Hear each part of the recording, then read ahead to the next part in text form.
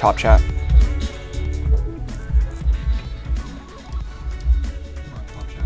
Hello, everyone. Welcome. What a mess of a start there. Yeah. But it's okay. We're now live, hopefully. I think the audio should be working and everything. Yeah. Hello. Welcome. What a horrible start. Let's see if... There's already some skepticism in chat. Yes. Yeah, some people are not I sound pretty crackly right there.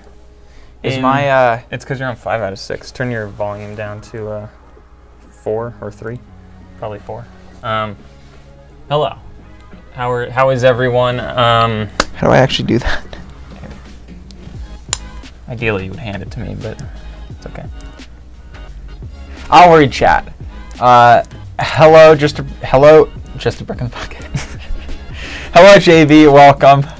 Hello, Nick Miss. Okay, there you go. It should be a little quieter now. Hopefully, right. Let's see how bad that sounds. It should be a little quieter. I don't sound great either. Let's see how bad that sounds. You've got to talk so we can hello. Welcome. Sorry, my brain power decreases steadily the instant we're live. Yeah, it's close. It's good enough. I apologize if our voices are a little crispy, but hello. All right. Okay, Nicholas says he has his doubts about Paul finishing the Sonic set. So do I. I wasn't consulted in the naming of this stream. Well, we have an upload schedule, that has what we're plans are for the future and stuff, and this is the stream you're supposed to finish. You also only have 2 bags, which is very reasonable. Three. Two numbers though. Okay. So Paul will be finishing it today. Music slightly louder than our voices. Ugh. Okay, I can turn it down. Don't at our viewers. Ugh. Who was that? Funbird Creations? It's okay. Yeah. I think they understand. Okay, hopefully the music's a little better. I turned it down a little bit. Okay, yeah, Paul's gonna get started. I'm gonna catalog today, so we have, as you know, catalogers outside that do some stuff. This bin specifically was the large modified bricks category, so I just added that between yesterday and today. This bricks caught an error actually that's a typo because the S is next to the D, but it's supposed to be Paul Finishes Building in the title. Thank you for the catch. I just saved it. If you reload the page, it's updated.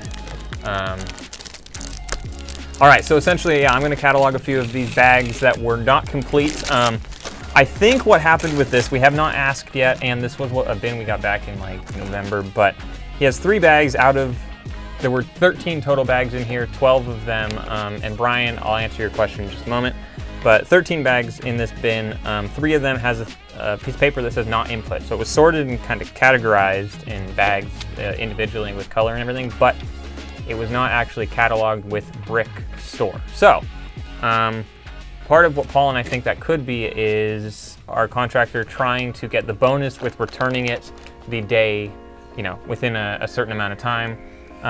They're probably watching. Hey, maybe, who knows? And if they are, that's okay, I think. But for the future, we're gonna have to a little more closely inspect things, especially since we already paid for this way back in like November, maybe early December.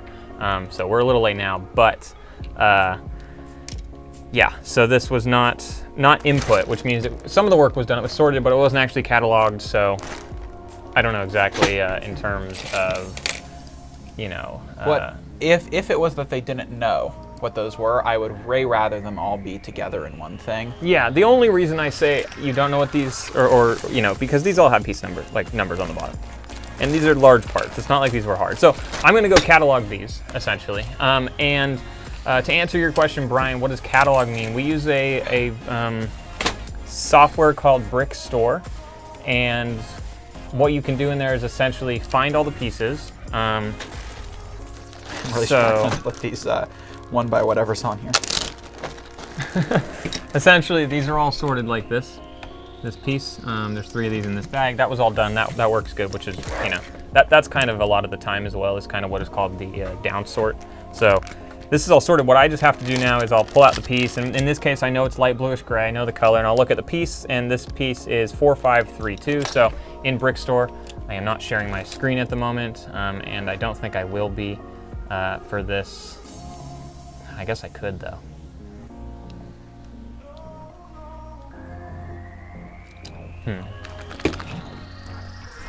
I guess I will share my screen. I wasn't going to, but here we are.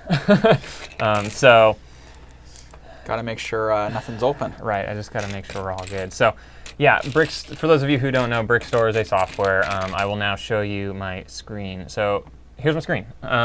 This is Brickstore. Like I said, it's a software that we use, and essentially this allows us. It's going to be a little bit small on the stream, and I apologize for that, but we can select different categories of things, and then in this case, like I had said, this part number is 4532, so I'll type in 4532, and you can see the part pops up here.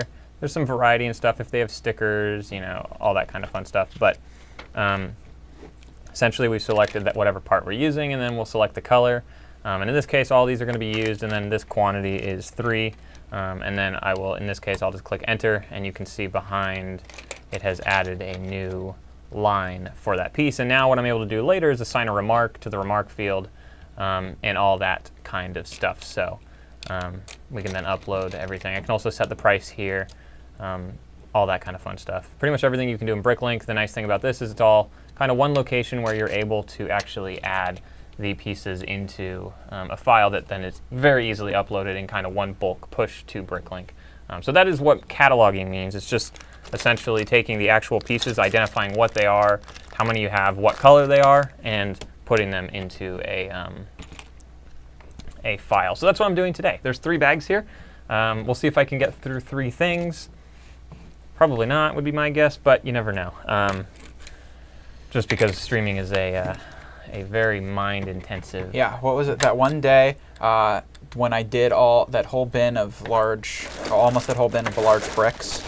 I did 3 large plates. Yeah, large plates. Oh, yeah, I did 3 out of 12 bags, 3 out of 12 bags in like a 2.5 hour stream. Wait, were you adding? You were adding though. Yeah, I was adding. Yeah. And then I did the rest in like 5 hours after that. So. Yeah.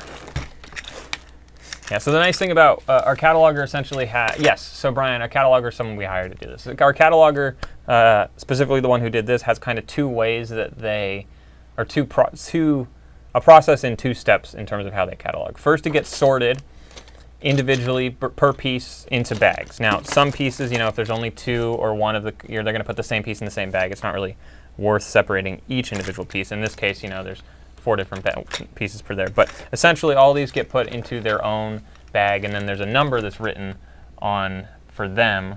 Let's see if that focuses. I think it might not be on autofocus.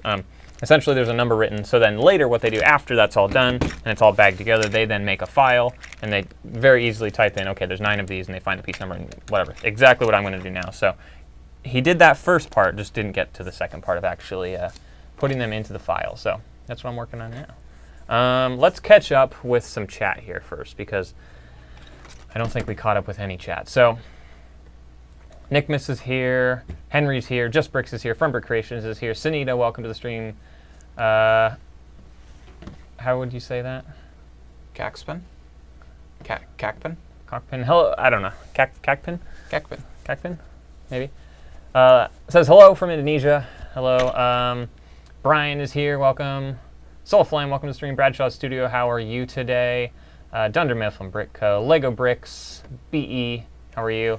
And Fidel, we also have, as well as Nathan, and Corn666. Hello, everyone. Alrighty. The whole crew's here. What? The whole crew's here. The whole crew is here. Brian as well, or sorry. Oh, no, we're missing Mark David. is David's not here. David's not here. Ben's not here either. We're missing a few people, but all right. Now let's actually read the chat that you guys have sent, not just your names. All right.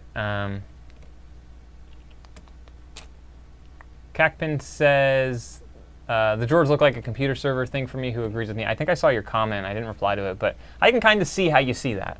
If there was like a ton of, a server room where it's just bays of servers, I can kind of see that.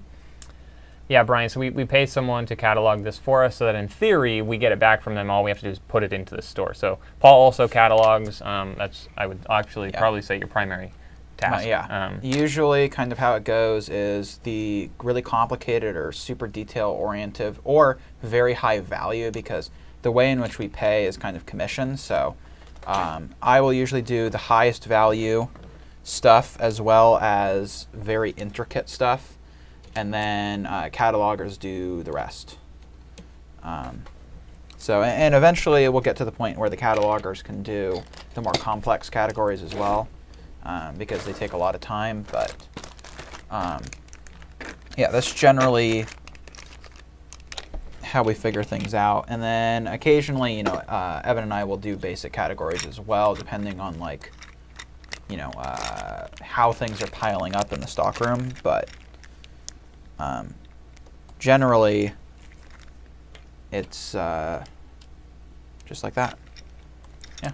Okay, real quick, for those of you who are either watching the stream now or are going to be watching the stream after this came out, I did fix my listing. It was the wrong piece. I selected undetermined type while the pieces I showed off were solid studs. So just to put it out there for those of you who are going to not attack, but let us know in the comments. I have since fixed that error, so don't worry about it. But thank you for your concern. Well, did you check that the undetermined type is not actually the higher selling one? Because in some cases, it's undetermined type moves.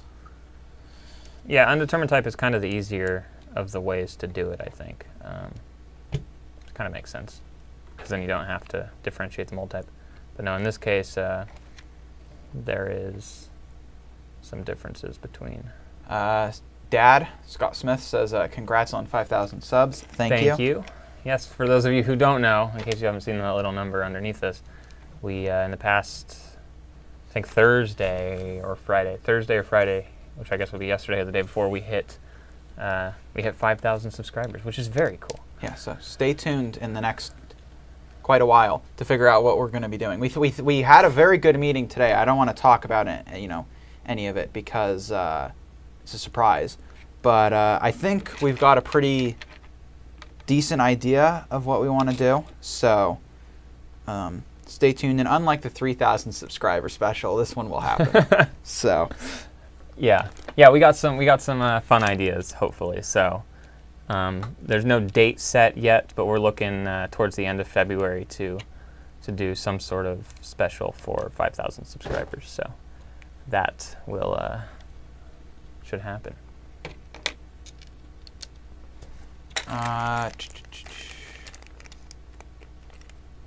Nathan says hello from Belgium.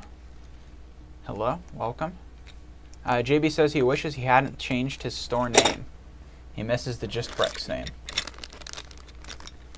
Well, I mean, I guess you did do a lot of rebranding, but you say you know, it's never too late. Yeah.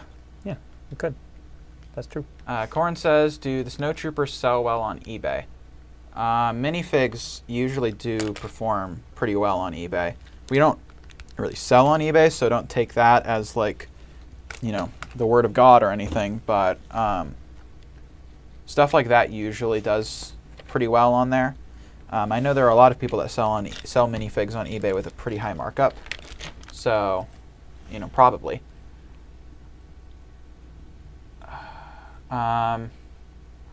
Brian asks, do we have any videos talking about our corporate structure? We do not. There's really nothing too complicated about it. It's just us two, so. Probably also not something we will have. Yeah. I don't really know if we need to, like... Primarily because I don't think we should really give business advice, like official business advice. At least not until we are much more confident in how we operate, because we're still figuring this out, right? You know, maybe in a couple of years, or, you know, when we have somebody who knows what they're talking about that can consult on a video like that. There are also tons of YouTube channels about business setup type things and stuff like that, so... I don't know if we need to. Yeah, there's a lot of stuff out there, and it really depends on, you know, what kind of an operation you're trying to run, right? Yeah, if it's just you, there are probably better ways to set up things than we've done it. Being that there's two of us, we chose to go a different way. I mean, I guess basic thing. We're set up as an LLC. Yeah, I mean, if that's like the most I don't really think thing. there's anything like not to say, except I just don't want to say something and cause someone to make a big If you mistake. have a direct question, we can try to answer, but just do understand that, like, neither of us have finished our business degrees, so like, Yeah. we're also not lawyers, so or accountants or tax Never people. will be. So I don't have a plan on being that. Good job, David. He said we are on live chat. Excellent. As opposed to the last time, I think you're on top chat. So good job. Yeah, David is also a limited liability. Doug, welcome back to the stream, or sorry, welcome to the stream. How are you? Who else do we have here that just showed up? Lego Zoner, welcome back, or welcome to. I guess I'm saying welcome back as in welcome back to the channel, not just this stream. Yeah, I think that's who we have so far. I think someone should make a clip of all that. So we have a lot of them. Yeah, there is a lot of loading noises, is what I would say, or like processing. What are we trying to say? Noises. There's a lot of those. It would be kind of funny, actually, if someone took all that's a lot of content to. David wants to know what the update on the weekly debate is, and by this debate, I assume he's talking about whether or not Chipotle is fast food. Yes, of course. The other debate has already actually happened off stream David, today. We're not today it was a very, very strong.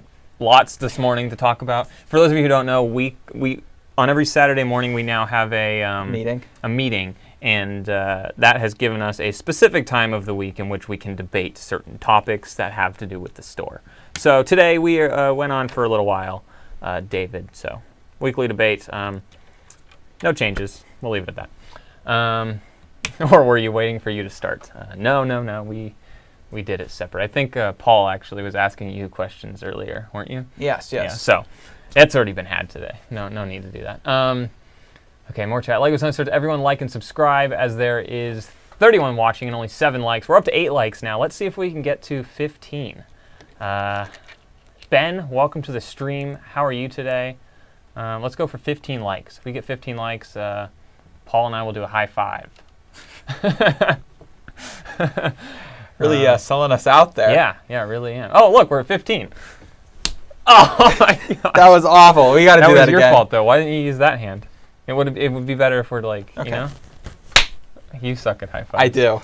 Okay, if we can get to 25 likes, we will do a better high five. Oh, well, David says, we'll how do many the likes looking for a chest bump? at elbow. Chest bump, we'll go 35. So 25, we'll do a proper high five. 30, we'll do a chest bump. There you go. There you have it. We are at 23, so we're about to have to do another high five. Just a heads up. Okay, let's see. David says pre-stream meeting. No. But he's in Paul's corner, and we'll see. Okay, 25 likes. You ready? New high five. What are we doing? High five? Okay. Much better. It doesn't feel right. It just doesn't feel right. Dunder Mifflin Brickhouse says, for 30 likes, Paul wears Evan's glasses and hat. There is somewhere on the channel, I believe, a video of me. Where your hello vlog intro. No, I don't think it was a vlog. I think that was a part out party at the beginning. Right. Yes, I wore one of your jackets, I think, and your glasses and your hat, and I pretended to be you for a part out party. Yeah, these are new glasses, so I prefer not to give them to Paul. Partially just because he might break them, and then in addition to that, his head's wider, so he'll just stretch them out. But I would give him the hat. But no, 35 likes, which it'll be hard to get to, but 35 will do a chest bump. So reach for that goal. Considering there's only 31 people watching, likely not going to happen, so I think we're good. Okay, there were definitely some questions I missed, for sure, because a lot happened there. But I can only see up to Lego Bricks, who says, will you buy the new architecture sets? I have not seen them. I think he means the city skylines. If you're talking about the little skyline ones, those are pretty cool. At some point, I probably will, yes. I don't know when, but yes, I would say that's a likely thing.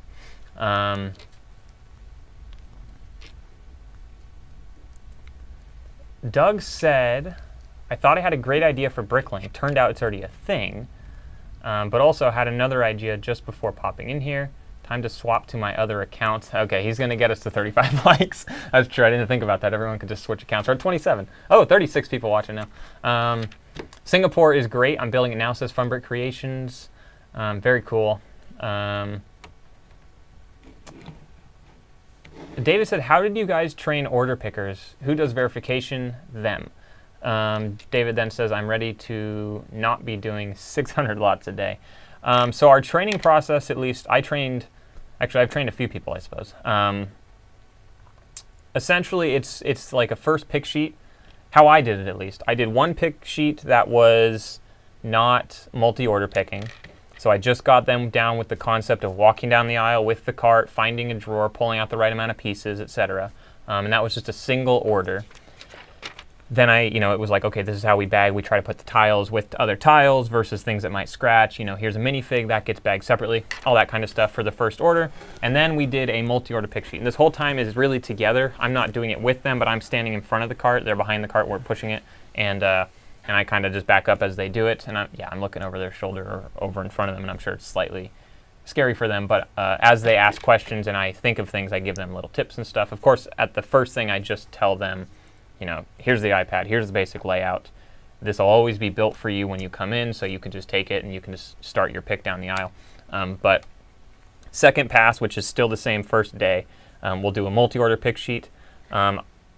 Depends how big that pick sheet is, but I probably wouldn't go like 6 orders or more. I guess it depends how many lots there are, really, because I don't really want to be standing there with them for 4 hours on their first pick. I'll do a couple hours, or for the very first one, which is 1 order, and then an hour or whatever for the second pass, which is a multi-order. And we'll go down the aisle with them as they have questions or whatever, or as I think of things, I let them know. And then Paul and I right now are doing all the verification on the orders, so that's something we just started for the most part, is double checking all the orders now, which has helped, I think, a tremendous amount. We've found errors and stuff, and the verification process takes nowhere near what I had thought it was going to take. So like Chris, fast. I don't know if he's here, I haven't seen him, but at the Great Brick Lab, they double check every order. Forever, I was like, that seems like it's just going to cost more money, but it's much quicker because in theory, you only have the pieces in front of you that are in that order. So it's actually very easy to count and just double check everything. You're not having to open drawers, you're not digging through parts unless it's a very big order. So overall, not a bad thing at all. And then eventually the plan is to have them check each other's check each other's. Check their own. Check their own, yeah. Because then it doesn't make sense that we have 2 pickers. No, but I'd be a little, because if they made a mistake on mold. This is something we haven't quite got to yet. Yeah. Which is them checking their orders. Right now, Paul and I check it, and as we find an error, we let them know what the error was. Was it just count? Was it the wrong mold type? Generally, if it's the wrong mold type, it was probably that we had put it in the drawer wrong. But they still should have caught it. In theory, are the last quality control check, so they should have caught it. If the color's wrong, all that kind of stuff. So they should catch that. Then we let them know if it's wrong. Generally, it's 2 kind of common things. 1, it's they counted wrong, or 2, they put the wrong piece in the wrong cup for the wrong multi-order. So order A might have accidentally had pieces put in order B, meaning order B, had we just shipped it without checking it, would have got those pieces. So that is something to keep in mind. But Dave says, are they using a company device or their own laptop or physical paper? They're using a company device. It is something we provide to them. In theory, all they need to bring in with them is themselves. And then they can pack all the orders, put it in bags and all that kind of stuff, and then kind of just leave. When they come in, they clock in, say what time they're in. If they take a lunch, they clock their lunch, and then they clock their, the end of their lunch, and then they continue packing. And then what we've been having them do is the consolidation after they're done packing. They'll consolidate the pieces that Paul and I have been adding. They'll go pass through the aisle, put those away. And it's a pretty standard thing, I think, that we kind of have worked into now, is that Paul and I don't pack orders. We just verify and ship, and it takes a lot less time. It's very nice. David asked a question, paid hourly. Yes, so currently it's Paul's mom and my mom come in to do it, and then, yes, hourly, they don't get paid. But we do have someone who does pack orders who does get paid. It is paid hourly. So the one thing with that is theoretically, yes, they could be taking a lot longer to pack orders because they know they're being paid hourly. Ideally, at some point, we would like to be able to track, how long people are taking, so we can kind of see an average. And if that average fluctuates like crazy, or one day they go really slow, we can say, hey, so your productivity today was really weird, something going on, whatever. So we can deal with that. But yes, paid hourly to pick orders is the answer, the long answer there.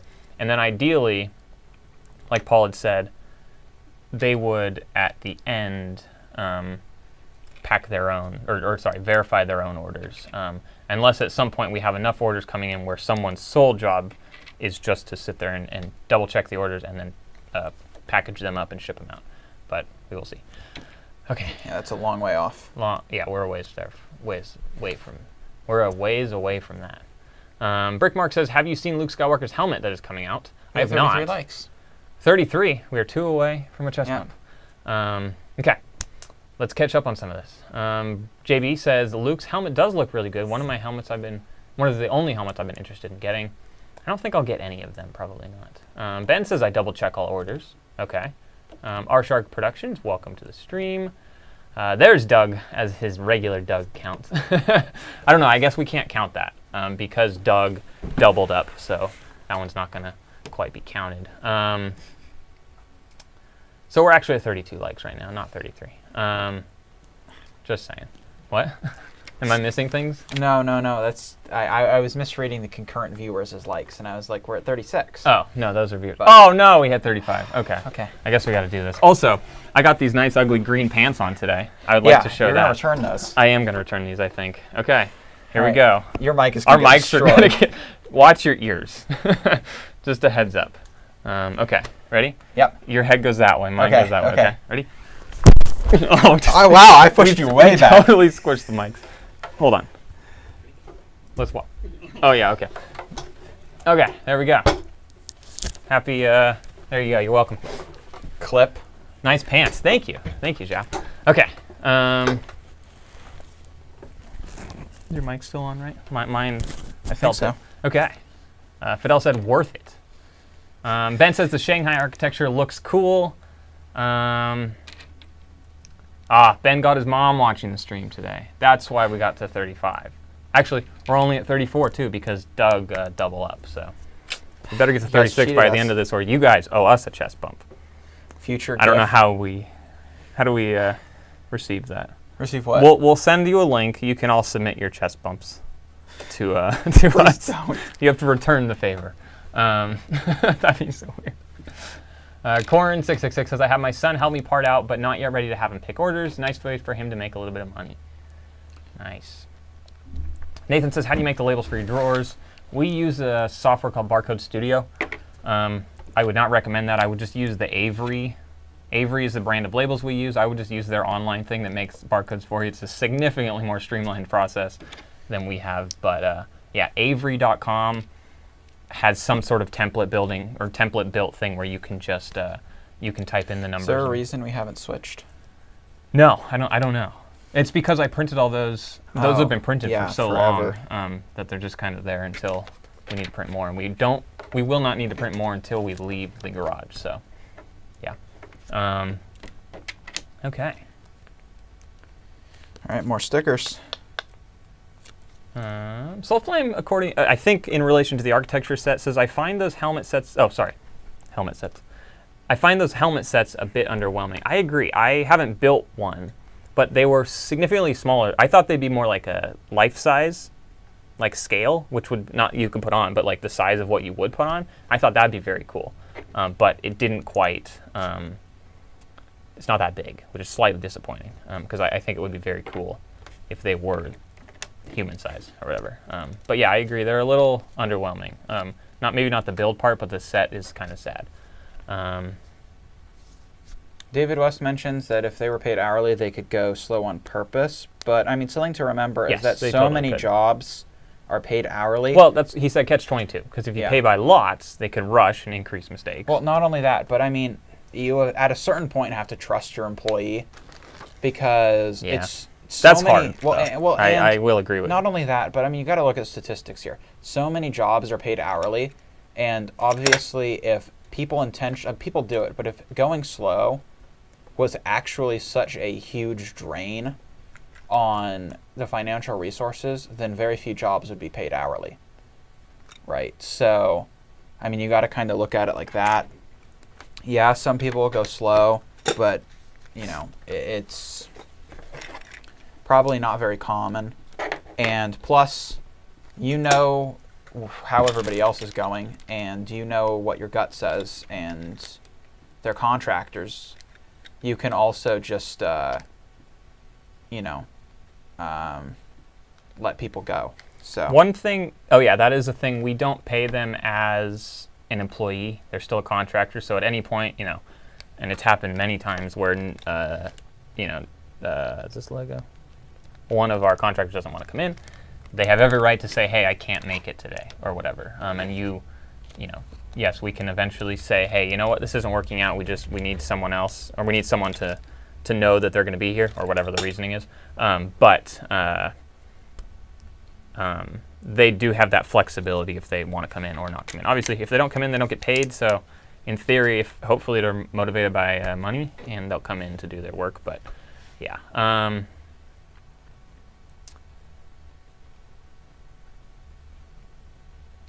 Oh, I 100% agree, David. David says there is something to be said about actually doing something. In my hourly jobs, I always preferred work to idle. 100% agree. I don't want to just be that person that gets to stand there and has to wait around a little bit. So I agree. I'm not the person who would slow down a task to make an extra little bit of money. I totally don't think that's worth it. I'd prefer to just do the work, not necessarily to get done quicker, just so that I'm doing work. But there are definitely people out there who would prefer to say, you know what, I can take an extra hour today and an extra hour tomorrow and an extra hour to do it. And 5 days a week or something. If they are taking extra hours, that's what, 50, 70 bucks extra a week, which isn't bad. So it adds up.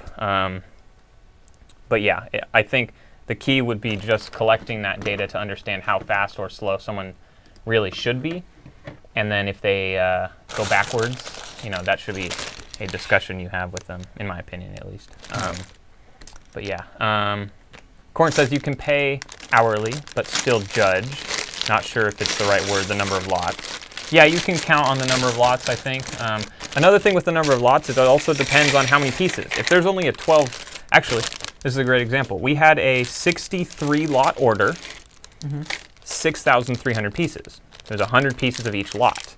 So there, of course, is like, okay, well, it's only 63 lots. I should be able to do that, pretty quickly. But it could take a while because you're counting out 100 pieces of each lot or whatever the other reasons are. So that's something to think as well. Is piece count, I think, is part of a factor as well. Last bag. Wow, last bag. That is amazing. We are only 35 minutes into this. Yeah, I should slow down a bit. Maybe you should talk more. I should eat. But I don't want to eat on camera. Oh, yes. We're collecting funds for our next Chow and Chat, which has been selected by David to be Beyond KFC. Beyond KFC chicken. So that'll be next time, or the next Chow and Chat. But we are collecting funds through the use of Super Chat. So if you'd like to contribute to that, feel free. So far, the fund is somewhere. I don't know. We got to go look at what it is. We gotta go. But I think it's like $15 or something right now. So. Oh, it's way more than that. It is? Yeah. It's. All right, we got the 10. It's like 26 or something like that. I think. We're very close. So we're close actually. Yeah. So Chow and Chat should be coming soon, which is, I don't know, exciting for us. Yeah. Maybe you don't like it. It's the highlight of our month. Yeah. Okay. We've glossed over a lot of stuff, so we should probably scroll up. David, well, no. Okay. If they have something to say and we missed it, go ahead and type it again. Sorry. David also says, I may have a harder time than some to teach pickers with 30+ lots per drawer. Yeah. For us, I'm constantly thinking when I'm adding pieces, if I put these two pieces in the same drawer, is the picker going to make a mistake? And that's almost a constant thought that goes through my head. So when I'm adding, I'm constantly thinking, don't put these pieces because they look alike. These prints are too close for someone who is trained but is not the person who's looking at so detailed that maybe they're not going to realize these prints are different even if they're close. So I always put them in this separate drawers just to think about it. It could help us later. Maybe we go pick and it's the wrong color. Ben says same. Thinks about as he's putting things away. David says I never put light gray and light blue screen in the same drawer. Definitely not. And yeah, also never put the variation AB or whatever, however many letters after that, they're also in the same drawer. Even for us, that's, with picking, it's a task, in theory, it's a mindless task. You can go through and just do it, where you should be focusing on what you're doing. But if you make a tiny mistake, you're unlikely to notice immediately if you're not paying attention. Right. If you pick the wrong piece out of a drawer because it's the wrong color, you should notice that. But if you pick the wrong mold type out because they were together, that kind of is a little less, or a little more understanding, I guess. And I would consider that to be our fault for putting it in the same drawer, personally. But yeah. All right, you can catch up. I will do some cataloging. All right, let's see. I don't know if there's that much back.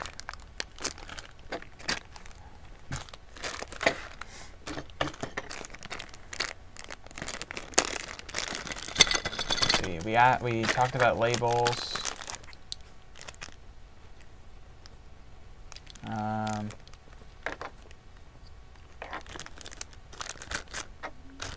Ben wants to know what the containers are to the right of Paul. These are to be consolidated. Yeah, those are just bins that have lots that are already cataloged and stuff that just need to be added to the inventory.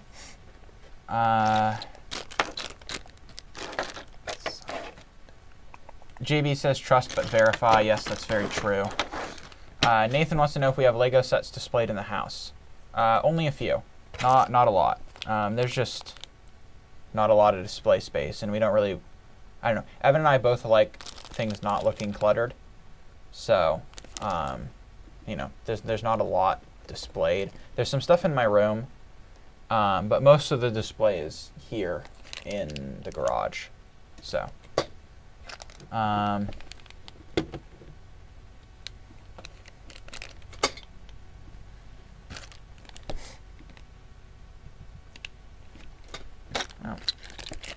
it just dragged me down to the bottom.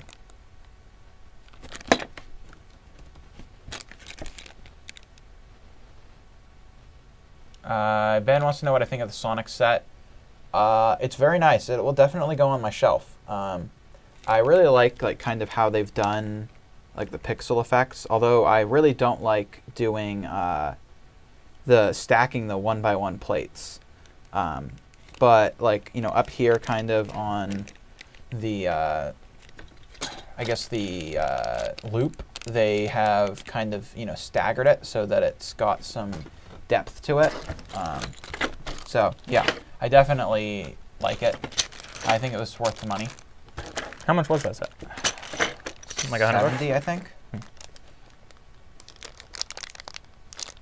Have you seen these pieces?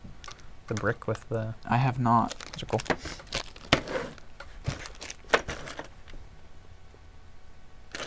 Brian says, are the contractors people who like Lego, or do you have to teach them? We usually have to teach them. I mean, even people that like Lego, I don't know, the more I interact with people, the more I kind of start to realize that even people that like Lego don't actually really know that much about it.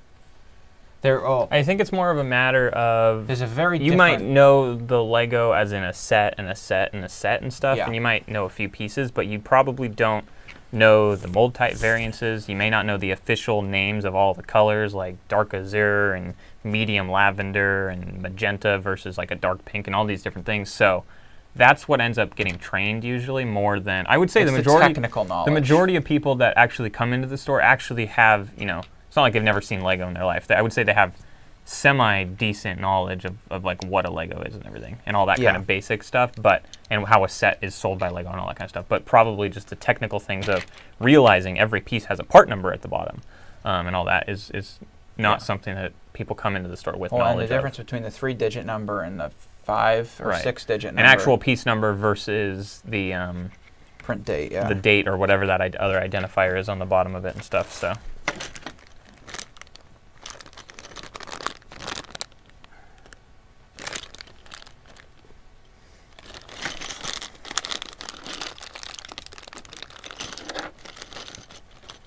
Rick wants to say congratulations on 5K. Thank you very much. He is at 242, so 8 subs away from 250. Very nice. Congratulations. Yeah, I don't think I ever thought that we'd ever hit 5,000. It's cool, but like... Lego Military Mox wants to know, if I only upload Friday through Sunday, when should I send out the notify email? Each day or at the end of the weekend? I would say at the end of the weekend, personally. Yeah, that's what I would think I would agree with as well. Our Shark Productions wants to know, out of 10, how hard is it to start a BrickLink store? That's a very hard... I'd say it's a 10 on how to answer that question. Yeah. That's a hard question. Okay, I'll let he you, specifies... Oh, okay. I mean, like, how hard is it to be good at it and run a good store, not how hard it is to actually start the store. I think the biggest thing is motivation, self-motivation to continue working. Yeah, I mean, we've been doing it that's for that's what depends. 2 or 3 years. A little over 2 years now. Okay. Full as a kind of full. Yeah. What we call full-time store. And so. Although we have not been working full-time hours for 2 years. And I mean, we're just kind of starting to get like a paycheck that is worth calculating into our budgets. ignoring reimbursements, right? Because we're not counting reimbursements in that in terms of. Well, that's not technically pay. That's a I spent money. Yeah, so I'm getting it it back. so. That's why I'm saying I'm not counting Yeah, it. yeah. But in terms of pay that cannot be written off, we're just kind of now starting to get something that is actually worth me tracking rather than saying, hooray, I got $80 at the end of this month. So, that's two plus years in. So there are definitely a lot of times during that where someone could just say, I'm done. And I mean, we're not at the spot now where, we could go buy a mansion, or anything. I am going to use my money to help pay for my groceries. So, it's help pay for groceries. We both still do stuff on the side. So, and that's 2 years in. So it's very slow. Now, other people have been more successful, right? But there have also been a couple months where Evan and I did kind of just not give up, but pay less attention to the store, So I would say it's very hard in the sense of sticking with it. It's not actually that hard in terms of the day-to-day operations. Nothing we do in here is actually, hard, right? I would classify most of what we do that is not strategic planning and some of the management stuff as, minimum wage or, a little bit above minimum wage level skill. So I guess kind of keep that in mind. It's not necessarily, I think with a lot of people, they think of starting a business as a short-term pain, which is really not the difficult part of it. Most people can survive a very short-term pain, right? A very intense, very short-term thing, but it's a lot harder to keep going day in and day out. So very hard to answer that question.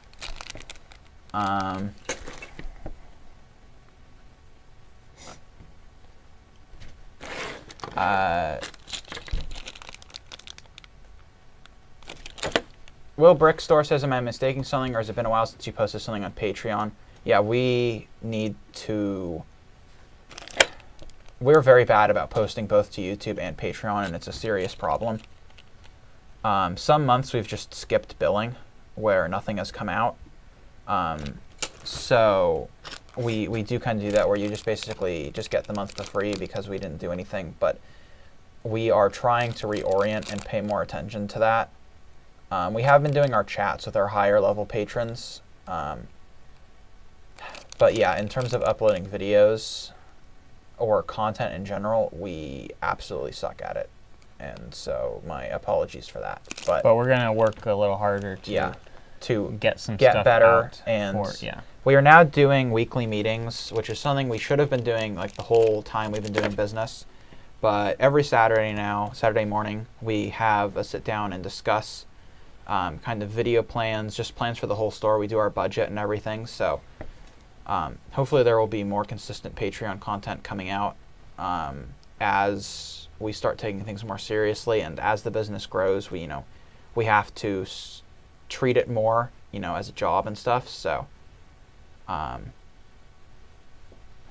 yeah, that I guess would be my answer. The GJ says, is it stressful sometimes to do all the orders on time and messing up? Just started watching y'all about last night and love y'all's channels and BrickLink store. Thank you for watching. In the beginning, it was a lot more stressful. Now, I mean, even when we make a mistake, it really depends on the mistake. A lot of times it's more of an annoyance than stress, right? Because I mean, mistakes happen. It becomes stressful when you start looking at our sheet and seeing that there is a pattern of mistakes, right? When we start seeing that there are multiple mistakes going on, or they are the same mistake being repeated multiple times, that's when we start getting more stressed, and that's when we sit down and come up with a game plan. But the truth is, even if you implement verification like we do, where we double check our orders, there is still occasionally going to be an error. And is it stressful sometimes to do all the orders on time and messing up? I just started watching it. Yeah, I would say the stress. I don't know that stressful is the right word. No. There's definitely once 4 o'clock comes, and we're like, There's we got to finish these orders real quick. I don't know that it's stress, but it's like a short-term rush. and then feeling of like, okay, we got to get this done real quick to get the orders out. And if we don't get the orders out, it is not the end of the world. You know, it's not like they won't go out the next morning when we're ready. So no, I would say I don't think it's super stressful, but sometimes there is an occasional rush. In terms of messing up, yeah, I think it's not. I think for any sort of fulfillment business, there's going to be mistakes. And when we're dealing with, you know, literally over 12,000 individual, potentially different pieces, or 260,000, you know, individual pieces, there's going to be a few mistakes. So we actually each month we budget. We just have money set aside, and we're like, this is going to be for refunds this month. We're expecting we're going to have to give some refunds. Something might break, which happened actually a few weeks ago for the first time. A piece broke on its way to the buyer. So there's money set aside for that. I wouldn't say it's stressful, though. It is a little disappointing, but it is more of a frustration, not at the buyer, but at us that we messed up, and now we're taking 5 minutes or whatever to fix the problem. I'd say that's, you dropped a piece. Yeah. I'd say that's more of what the feeling is, but I wouldn't say it's stressful. There are definitely things that might be stressful in this one. Come payroll day and you're like, oh, there's not enough money in the account. Things like that become semi-stressful, but I wouldn't say overall this is incredibly, actually compared to any other thing I think I've worked, this is one of the least stressful things I am doing in my life. I mean, there's also the fact that the BrickLink community in general is like the most laid back. Yeah, almost any customer is so understanding. Yeah, there are even times where people will email us about a mistake and explicitly state that they don't want a refund or anything. Yeah, they're just like, we still try and, you know, we try to fix it for them. We'll send them the right piece. Like, they purchased a piece, they deserve to get the right thing that they ordered. But yeah, there would be people all the time who's like, hey, just to let you know, this is the wrong piece. Don't worry about it. Or I don't need a refund. they'll contact us letting us know that we gave them extra. Like, that is in what other industry is someone going to do that? Right. You know? And never that we ask it for it back, but it helps with our inventory. So now we're not short a piece. I do have a question for everyone because I can't find it here. Does anyone know what this piece is called? Some sort of frame. It's a window. It's 2x6. I think it's Duplo. No, it's not. It's not Duplo. Yeah, does anyone know what that is? If you do, let me know. There's no piece number. Are you sure there's no piece number? There's nothing inside of there. It's very sad. It says Lego, and that's it. If you know, I would appreciate some assistance. Nickmas says, yes, a hired picker will not be able to differentiate between variants. Yes, until they eventually start to learn. Soulflame says, yeah, mold variations on the same part type should be separated to prevent errors, even for a seasoned store. I agree. Okay. Brian says, how old are you guys? We're in our early 20s. That's all I'm going to say. Dunamith and Brickhouse says, I currently have Ralph beat by 150 lots and over 10,000 parts. Just ordered another 13,000 parts that will add 100 new lots. I think I got him this time. Nice. What else do we have here? Fidel says almost 40 likes now.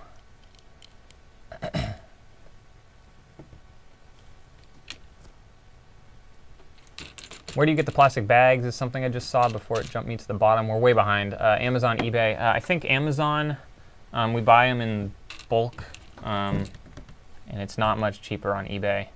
So we just go with Amazon. It's easy.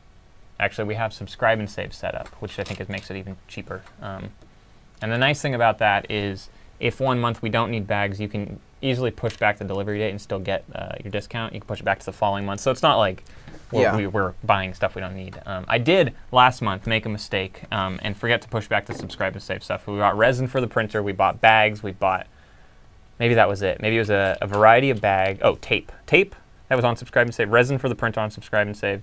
And a variety of bags. So we ended up at least we have been printing a lot of dividers recently. We have, which is cool.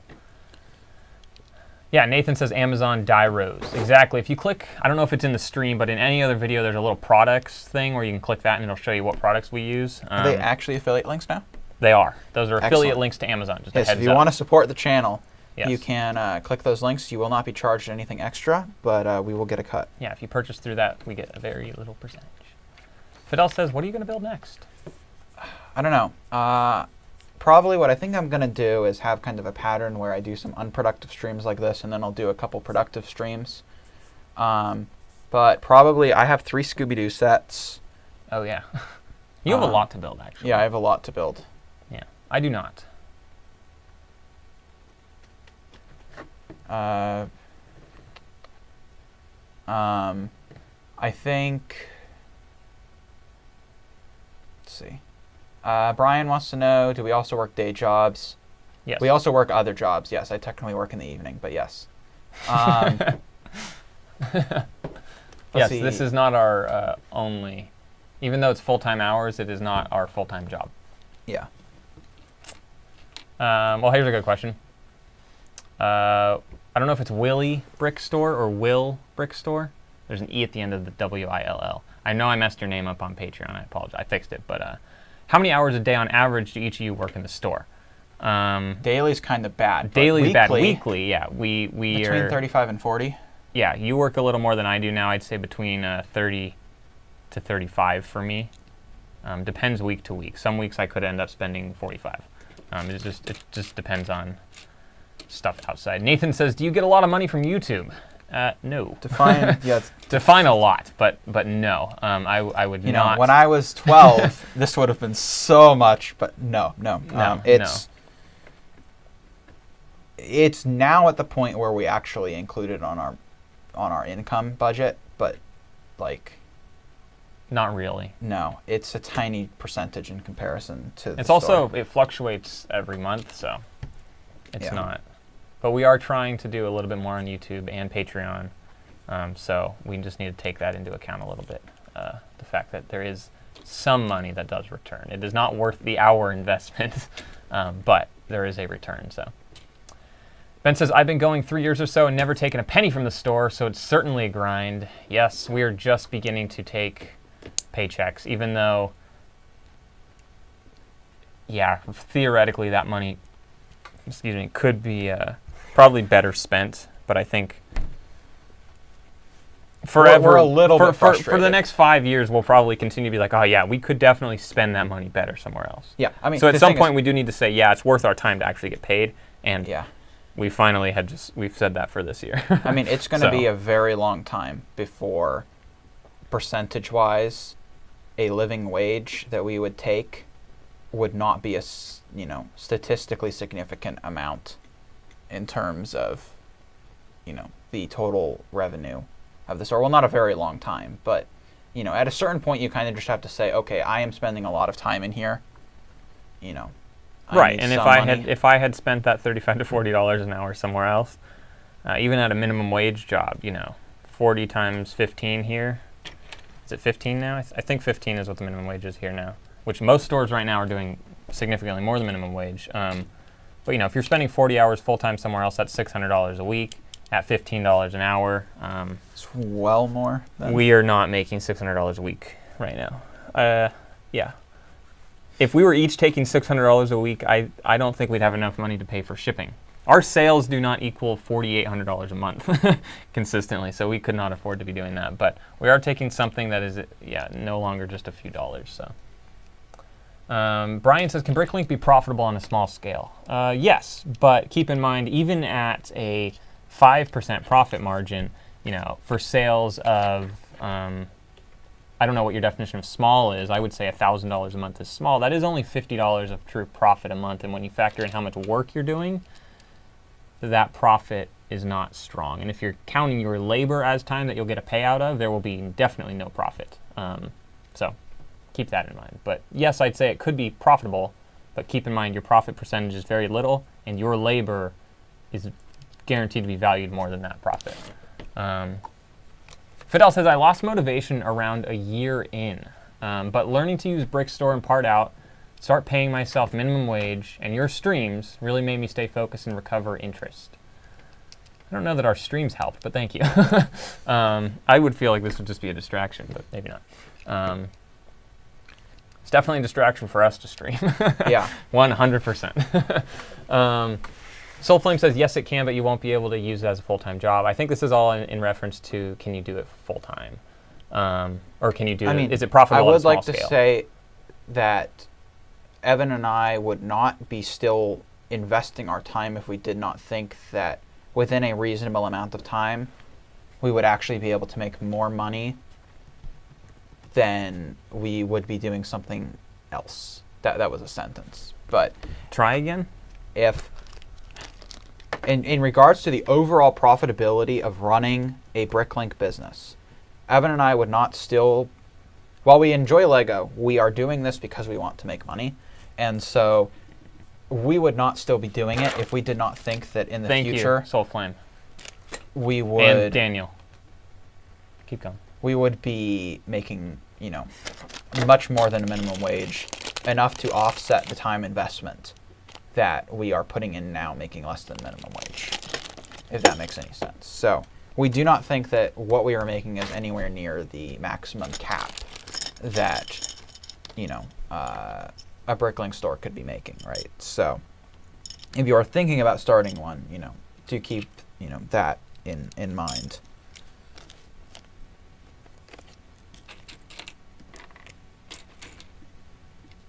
We are not at the bottom of the chat. No, there's still a few we need to catch up on. Okay.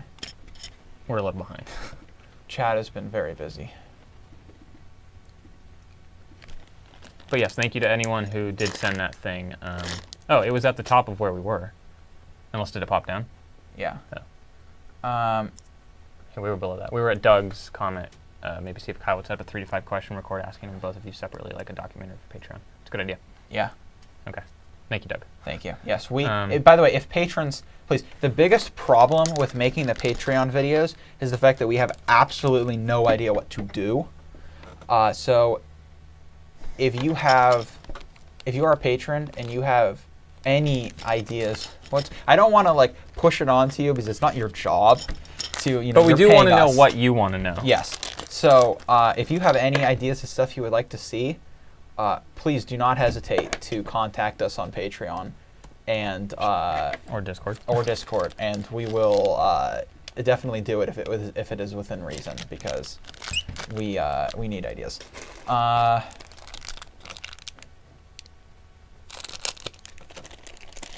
Will Brick Store says, for me, there's no stress in running a Lego store. If I was able to do this full time, I would not hesitate. And that's compared to being a B2B salesperson in aviation as my day-to-day full-time job. That's a pretty nice job. I think I agree. Now, I say this. I don't know if it's true. But if I could make what I was making outside of here in here, I would do it. I'm not 100% confident that's actually true, though. Well, I mean, your Just job because kind of has a rush to it. Just exactly. I enjoy what I do out of here as well, even though it is usually a higher stress level. I prefer that. So I don't know that I truly would do this 100% full time, even though I've said I would. I'm just not 100% sure if that's really true. I would love if I could continue working 40 hours here and make the same amount I'm making outside of here working 40 hours, and then I'm working 80 hours and making a lot of money. But that's not going to happen. You got your piece. I did. Soulflame says, yes, the Lego community is very friendly and forgiving. David says, Paul is 64. Yes, I am indeed in my 60s. I'm very well preserved. It's all the skin. It's your money. Your Patreon goes direct. Your patron donations go directly to my skincare.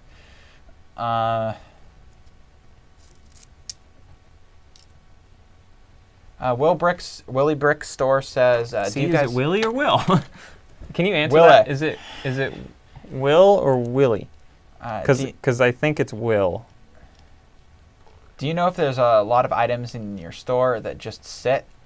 Do you then consider to put a discount on those items? Yes, but they have to sit for quite some time. This is a discussion we've had a couple times. There's a lot of it also depends on the value of the piece and how many exist in circulation, right? For example, a piece that is worth $50 and we only have, 2 of them, which is a lot for a piece that we have $50 of, but it only sells, 10 times on all of BrickLink in 6 months, is worth keeping in the store way, way longer than a piece that is worth 1 cent, and has kind of the same, amount of sales.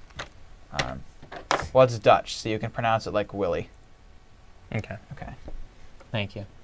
And sorry. So, yes, we do put a discount. We have done kind of every once in a while when something has been sitting, I think it's 3 years. Yeah, right? So we made a mistake, though. Yeah. We wanted to test whether or not the BrickLink wanted list algorithm factors in the rate of upload, or sorry, the recency of parts, meaning that a part that was more recently uploaded would rank on a wanted list higher than a part that had been uploaded a long time ago. So we deleted our inventory and re-uploaded it. This not was like a question. we re-indexed everything. We downloaded our inventory and then re-uploaded it. Oh my god, that'd be awful. And it had no effect. So. But now that means that September is technically the upload date for all of our items, September of 2021, so we don't really have a way of knowing. Yeah, it was not well thought through. No, not at all. But at least we got our answer. We did get an answer, but there was stuff we had from 2018. There was stuff we knew that we uploaded right in the beginning when we were starting again in 2020. So it'd be good to know what dates that was uploaded, but we don't, which is sad. But it is what it is.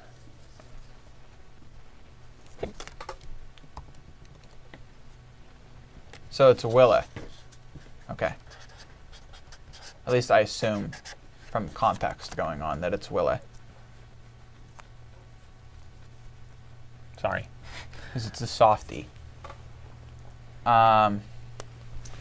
DBD Studios, welcome. Good evening, AX10. Doug says, the answer to life, universe, and everything. Number of likes. Well, we are We're one like away. We're one off from 42. Maybe from on your end there's 42, but we are missing one. I don't know. AX10 says good evening. Good evening. How are you? Oh, there we are. 42. 42. There you go. Doug says Kyle could even make a series out of it and ask the same questions to the patrons via Zoom. It's a good question, or good idea. Willa Brick Store says a good idea for Patreon is maybe show us the area where you live. For us non-Americans, that would be nice. I mean, we could maybe do the very general area. The thing is, like, no offense to anyone currently watching, because everyone that seems to be watching seems like a pretty decent person, but there are some interesting people that lurk online and on YouTube, and so we would rather not have our actual location be public. But I mean, we could probably do something like maybe just in like the general area, because everyone knows we're located in Orange County. So. What is this piece? Does anyone See, you're know? outsourcing. I am outsourcing. You didn't do this. Paul didn't know what this piece was the other day, so he outsourced it to me. Yeah. Today. Sorry, it's not in focus, but it's a little. It's like not jackhammer, blaster, or turret. You put the little cone on there, and it's like a water sprayer on a fire truck. I bet you we could have found a set very easily. This came on actually. Well, it's but if anyone knows this, at David West, please assist. We have 2 of them. I know we have them in our inventory too. That's the sad part. You've done it before. It wasn't associated with bar either, because usually stuff like that you can search the bar keyword. Chainsaw holder? I don't think so. That sounds kind of right. Really? Yeah. It is. It's a minifigure utensil tool chainsaw body with handles and studs. I mean, I know we've added these. I have not read that it's a chainsaw thing. Now we won't forget, though. This will be one of those pieces. What's the piece chainsaw. The piece number is 2516. But I am no longer going to be associated with the BrickLink store. Yeah, he texted me the other day. I said I'm quitting. I came across a piece that I recognized by number. And not a basic piece, like a fancy Technic piece. Yeah, I was looking at it. It was 32174, and I was like, I know what this piece is. And that was a moment where I decided I'm done.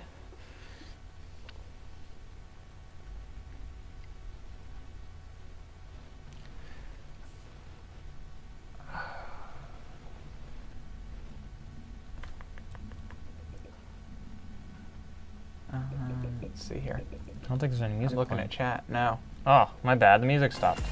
When I switched my thing so I could show you the screen, the music stopped. That's awful. There it is. Sorry. See, David, I try to remember the ones that don't have numbers on them, 32174 does have a number on it, but like X240 is awful. That one always used to take me forever to find. So, well, you know, Doug, it kind of makes me a Kyle is actually the silent partner. You see, I'm only here for appearance. Kyle, so is Evan. Kyle actually does 100% of the work in the store. We're just the front-facing figures. He's in here like 80. No, he's working like some Elon Musk, 120 hours a week grinding in here. What else have we missed?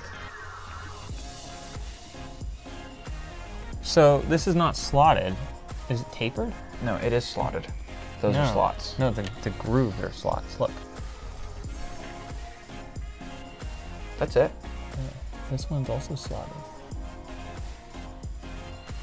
This one has all those lines. Thunder Mifflin is right. Exactly. But did everyone see? Kyle did do some work. We had Kyle's part out party recently. So oh right. If you want to see a couple Kyle, weeks ago, we shot with Kyle. You know, very new fans may not actually know who Kyle is. That is true. You're right. If you want to see who the mystery third partner is, not that we have anything against him. He left the business, but it was like we still like hang out and stuff. It was 100% mutual amicable. in terms of like the decision was made by everyone that it was best, including him. Yeah. That it just didn't make sense that we all kind of not that we thought it would be best if he leaves. It just didn't make sense to continue. No. We all kind of brought it up at the same time too, so it's totally fine. But Kyle was in the store doing a part out party, not that long ago. So if you search Kyle's part out party, it will come out. It was like last Thursday it came out. So yeah, a little over a week ago.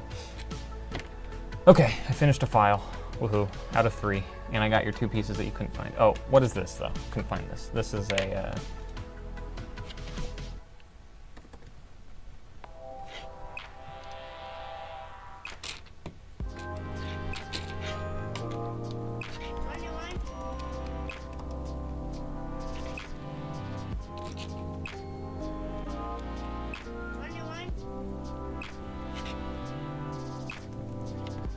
The GGA says, I watched the Diagon Alley set all parted out, and I want that. I want that as well.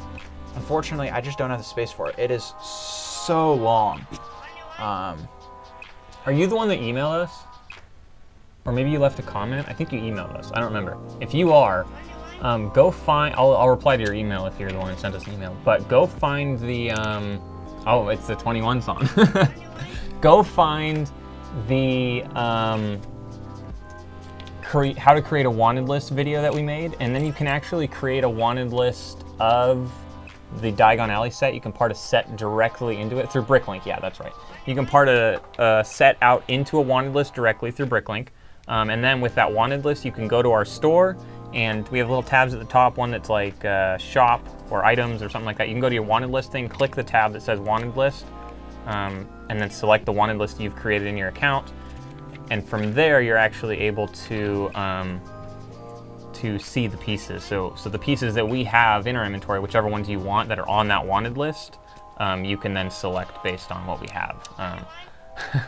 And David says, bro, you guys are gonna repick the Diagon you parted out. It kind of sounds like it.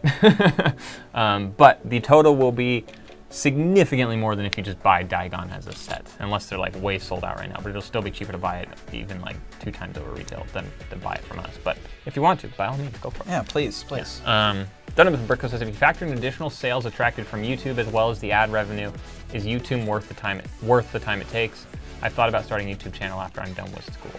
Unfortunately, we don't have a direct number as to how many sales are really generated from the concept of us, the marketing of YouTube. But we don't have a current number. We don't have an accurate number. No, we have, in the past, we did kind of, I forget how we did it, but in the past, this was back when we still had this desk over there. So a long time ago, we ballparked it at between 24 and 30%, but I don't remember how we got that number, and that was a long time ago. The store had way less lots, so that may have actually been accurate then, but it certainly isn't now. It's a way smaller percentage. Yeah, I don't know. I don't even know how exactly to determine exactly like 100% because there's no checkbox. I don't know. I'm not sure, but yeah, technically there is some value in the YouTube channel besides obviously just the ad revenue, the very little ad revenue that comes out of it, because there is some amount of sales that are generated from YouTube. I don't know what percent. I would say that Just a Brick in the Bucket brand certainly has a decent valuation, because there are people that have heard of us that don't necessarily watch our YouTube channel. And we have guests on other things, and that I'm certain has brought in some sales. And on BrickLink, you know, people that buy from us do often know who we are in some capacity. They just might not necessarily watch the channel, right? They might have found us through BrickLink, but they become associated with the Just a Brick in the Bucket brand because we spend a lot of, you know, I would say, though, that the majority, still definitely a lot of people, like, if you're introduced to the brand, I'd say it's only by two means. It's only by YouTube, in which case I would say the majority of viewership does not purchase from our store, like the vast majority. Or you get an order from us already because you found us through BrickLink, and then you get an order and hopefully it's good and you enjoy it and you remember Just a Brick in the Bucket as a brand and you'll come back to the store later.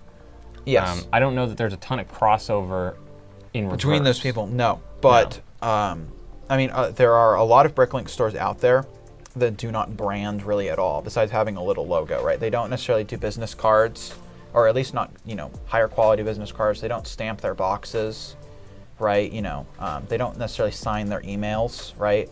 So there's all those little kinds of things. But in terms of whether or not YouTube is worth it, honestly, probably, it certainly was in the very beginning. So if you want to count, like, the jump start that it gave our store, but I don't necessarily know if we actually utilized that jump start.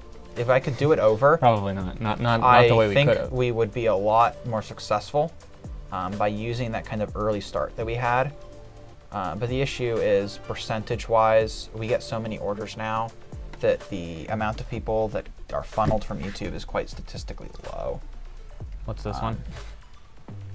There's no number. I know we have a lot of them, but I don't know what it is. I never catalog, in all fairness, so just saying.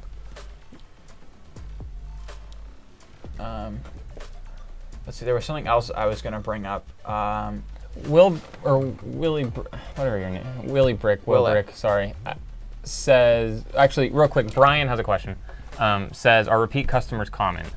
Yeah, based on the last based on yesterday, more than 10% of the people who purchased from us were repeat customers, based on like the last 100 sales or something like that. And more than minimum 10% were repeat customers, because that's just a real basic look at who we used a coupon.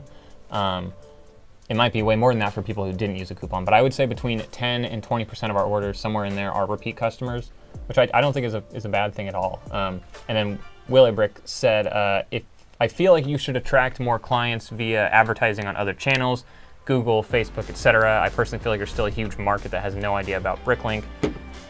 Maybe. Well, yes, actually, with your second point is that there's no market, there's a huge market that doesn't have any idea what BrickLink is. I totally agree with you. The only concern, in my opinion, with advertising on Google or Facebook or whatever is if we take people from Google or wherever, we send them to BrickLink to our store, we're not just showing them our store. You know, we're showing them BrickLink, which is probably a great thing because it's advertising to the whole community and the whole platform, and which in theory hopefully gets the user count up and everything, etc. But my concern is that we're spending the money to get someone to go to BrickLinks and another store. The likelihood of them going to another store after they get to ours is pretty high. So that's my concern with that. I'm sure it would work to an extent, but we have not done that, and I don't know if we will do that. Just Brick says, I found you guys on YouTube first, back on like Brickside chat number 8 or something.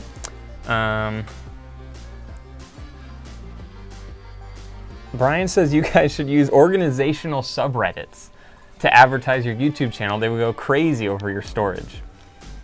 That's probably true. Interesting. Yeah. Don't click links, please, guys. I feel like we probably don't need to say that. Hide the user on the channel. The second from the bottom. But don't click those spam links, please. Soulflame says, I would imagine that some of your customers watch a few videos out of curiosity on how your store looks and like to have the idea of who they're buying from, but don't stick around. That's probably true, actually. They might see that we have a little YouTube logo on our card and be like, oh, I'll look them up, but it's probably only if they like think about it, you know? I know Pop's Block Shop advertised his YouTube channel on his BrickLink page, his splash page or terms or something, and he got shut down for like a day and a half or something like that, maybe 2 days, because of an outside link that was on. So he got it resolved and stuff, but he no longer advertises there. So unless we don't have a really easy button to click where you can go to our YouTube channel from BrickLink, it's also not really, I don't think I know there was someone else, I don't remember his name. Oh, Tricker Brick from a long time ago. Tricker Brick had a store and a YouTube channel. He was doing the opposite of what we were doing. At the very beginning, we were hoping that that YouTube would bring more people to the store, which I think it did right at the beginning. But Trigger Brick was hoping it was the opposite. He was hoping that the store would bring more people to his YouTube channel. And I don't think that's the case.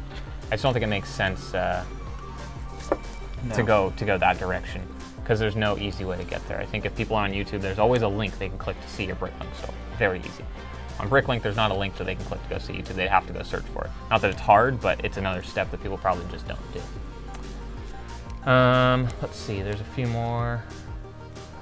Fidel says, you created a great high-value community through YouTube. Yeah, something that I guess is not considered is the worth of the community. But the thing with worth is, like, you kind of have to also appraise it in terms of sale. We could sell the brand, and it would probably retain a lot of its value. But we could not really sell the community and have it retain a lot of its value independently of the brand, right? So, well, of course you couldn't sell a community. I mean, in terms of, like, if we just handed control of the Discord to someone else, a lot of people would probably leave. Oh. Right? I don't know, I guess. Whereas if we sold just Brick in the Bucket, a lot of people would probably continue to buy from the store, so. Yeah. Mudguard, that's what they're called. I think you're right, Mudguard. Thank you, JB. That sounds accurate. Let me read a question, I'll answer it.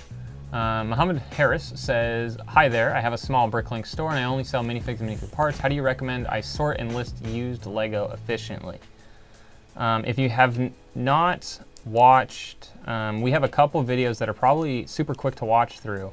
It is a Mudguard, thank you very much. There's a couple videos that I would watch through. One of them is how we add used pieces to our store, which would be, I don't remember when that was posted, but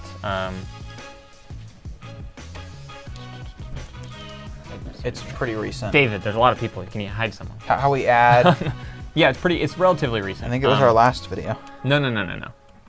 Our whole process of how we source it, how we wash it, how we sort it, how we catalog it. So okay. I would watch that video, which will be a very basic, we get the Lego, we then, we've changed the order, but in theory, you wash the Lego then, or whatever, and then you sort it into categories. We have 21-ish categories that keeps slightly adjusting, but roughly 20 categories, where you sort them into, so like pieces are in like categories. You then take one category, all of that category, and you then sort it by piece and color, and then you catalog it, you put it in Brickstore. We have a few videos on Brickstore, I'd recommend checking those out as well. And then finding whatever storage solution works for you. That could be bins with bags. If you're planning to scale up long term, that's inefficient probably. It could be little cases, like clamshell cases that have dividers in them. And I know people work with those. Obviously drawers is a very popular solution. There's a few different ways.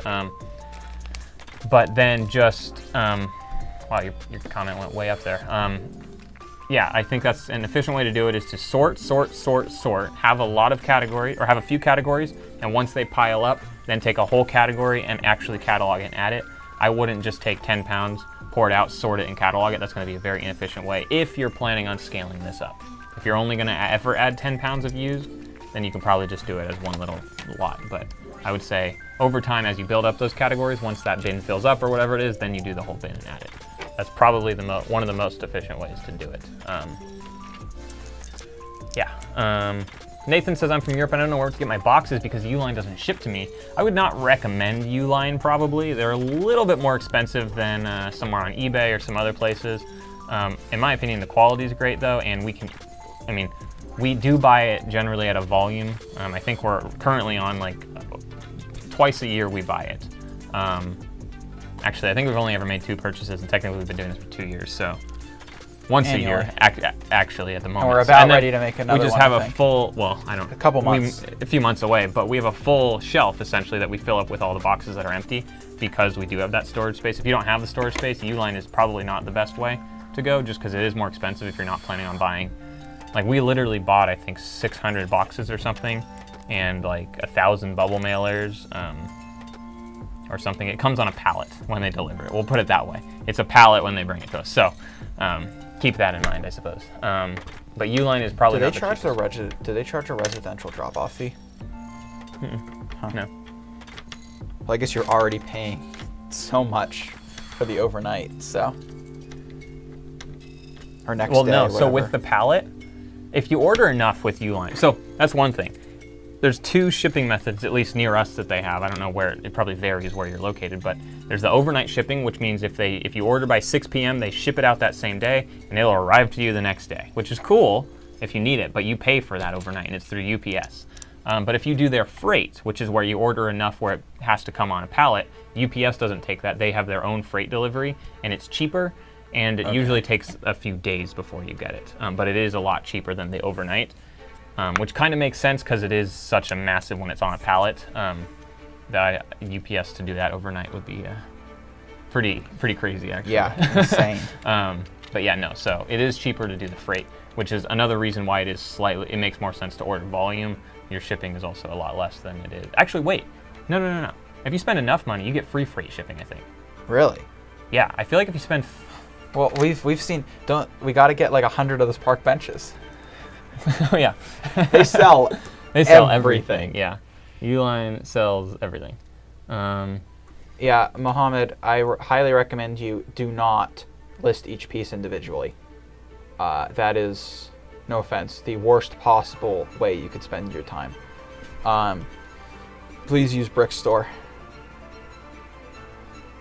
Excuse me. It is physically painful when I hear that people are adding like. That's how David used to do it. And Awful. it's physically painful, and I'm sure David can agree that hearing people do that it hurts my soul, and so every person I can get to use Brickstore helps me.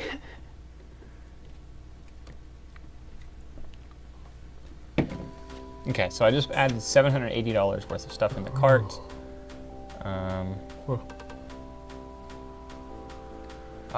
Mohammed says, "Well, I need a MacBook for Brickstore." No. No, you can use any Windows or Apple device. I assume there's a BrickSlayer version as There's well. probably a Linux. I don't know, but BrickSlayer, if you have a Chromebook or something, BrickSlayer found a way to get it to work on a Chromebook. So that is something you could keep in mind. The Chromebook is an option if that's something that you have. I remember Chromebooks. It's been so long since I've had one of those.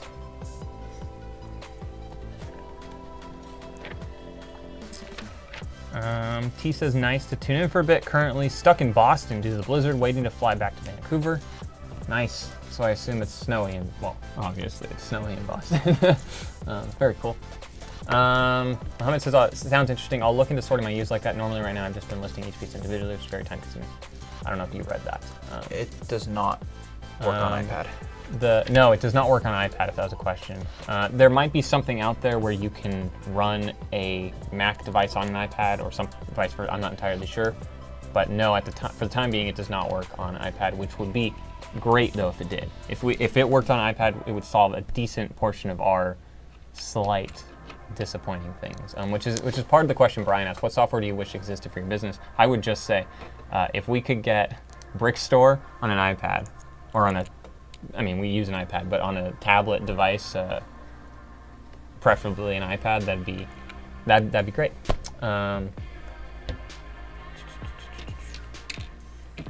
The GJs, that's hard to say. Yeah. Says repost. So I watched the video and I added everything. It says you all have 1,031 out of 1,031 lots or pieces. I don't know. What do I know? It's well over 5,500 pieces. Does that mean we have every piece? That might mean we have every piece. I'm not entirely sure. But yeah, in theory, you can add that to your cart. Lots are like, this is one lot, and this is another lot, even though I have two of these, right? Yeah. So if you're looking at it by lot, then that's just the different pieces. These three are the same piece. So there's quantity 3, but because they're the same piece and same color, 1 lot. Now I have 4 pieces, but 2 lots, because this is 1 lot and that's the second lot. Well, I know lots, it is a slightly difficult thing to explain. I mean, once people get it, it's like common sense after that, but to get someone to realize that lot versus piece count is so drastically different and then try to explain the difference is a little hard. Soulflame says, wow, do Chromebooks still exist? They definitely do. Yeah, schools still use them. Yeah. Just Brick says, I've never used a Chromebook. Fidel says, and I thought I was so cool when I got Minecraft working on my Chromebook. Fidel says, I have a used Lego employee set, but missing 1 out of the 6 exclusive pieces, and that piece has no selling record on BrickLink. How should I price the whole set?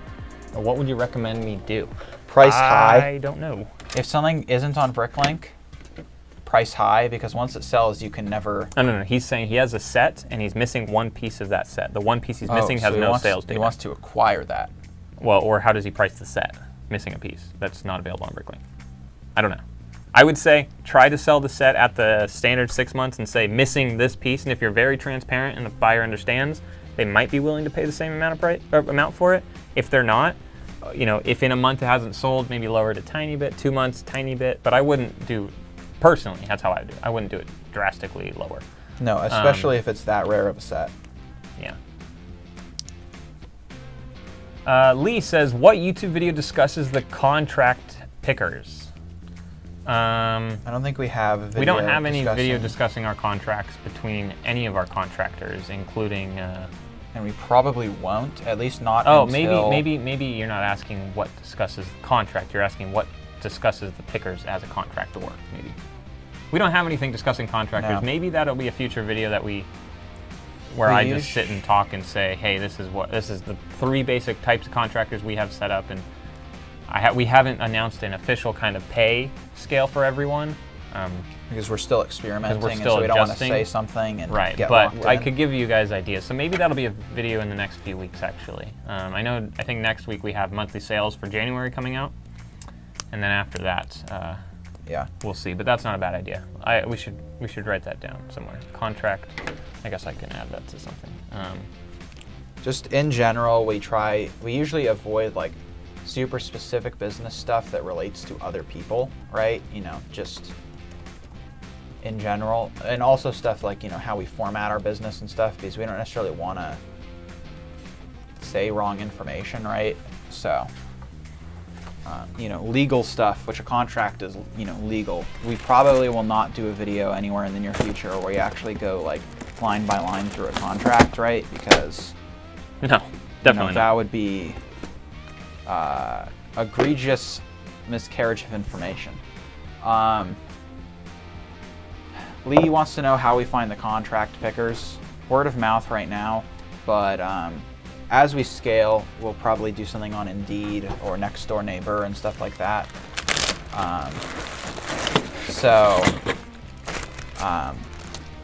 Those would probably be my first bet if I was going to do it again.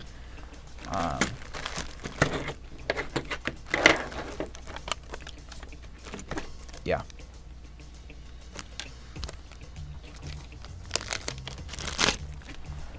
All right, we are now building Dr. Eggman or Dr. Robotnik, depending on the era or location.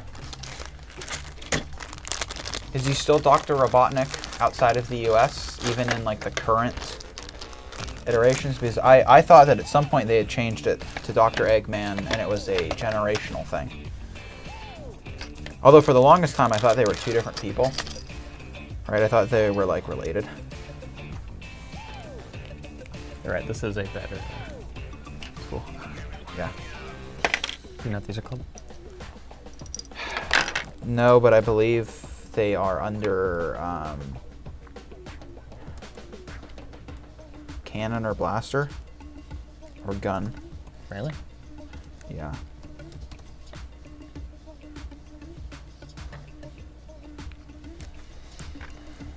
That's probably a number. There is. I think it's a 6-5 number. No. No? 5358. 5358. That's something I guess we can talk about with contractors. One of the harder things so far is if people have older eyes, they have a harder time seeing numbers on pieces and a harder time identifying what they might be. That's something we've definitely found in the past, yeah. I don't know, Which really 2 months maybe? I guess it just shows how young we are. It did not even occur to us. Right, didn't think that that would be a problem. So. But it is, so. Yeah, that kind of removes the entire market segment of middle-aged housewives, which would be an excellent source of labor. But unfortunately, that does not seem to... Sam Power says his name is Dr. Ivo Robotnik. Eggman is his nickname. Okay. I have not interacted with the Sonic lore in many years. Although there is the new open world game, so I might have to go back and reconnect with my childhood. And one of these days, it would ruin my memories of it. There's so many shows I watched as a kid that I've wanted to rewatch, but I know that it would completely ruin it for me, and so I haven't. But one of these days, I'll have to force myself to rewatch Sonic X, because that was like a good 3 years of my life. Lee Foley says, thanks, y'all do great BrickLink tutorials. Thank you very much. JB says, super stoked. My Django Fett torso sold this week. Very Crazy nice. that the torso sold for more than the whole figure did in 2020. Sold for $72. That is insane. JB says, did you watch the Sonic movie? I have not. Oh, the new one? New-ish, I suppose. What year did that come out? Last year? 2018, I feel like. 2018? No way. Yeah, it There's was, no it way. was a while ago. No. It can't be that old. I thought you were gonna, I guess I can look. Oh, no, I'm not looking it up. Sorry. I'm working.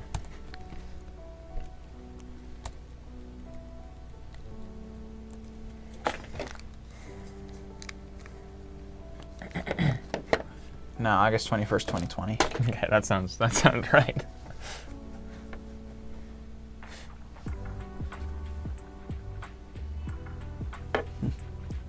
Yeah, no, I have not.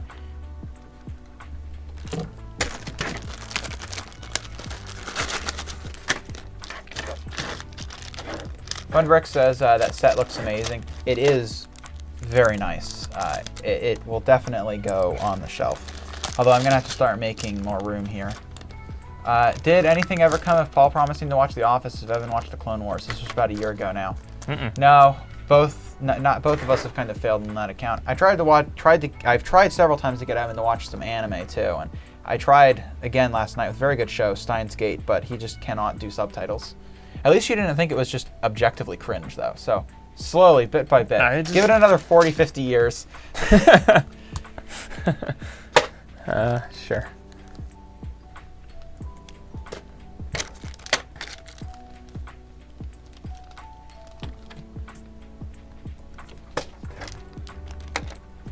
But I guess I watch everything with subtitles because I cannot hear people speak.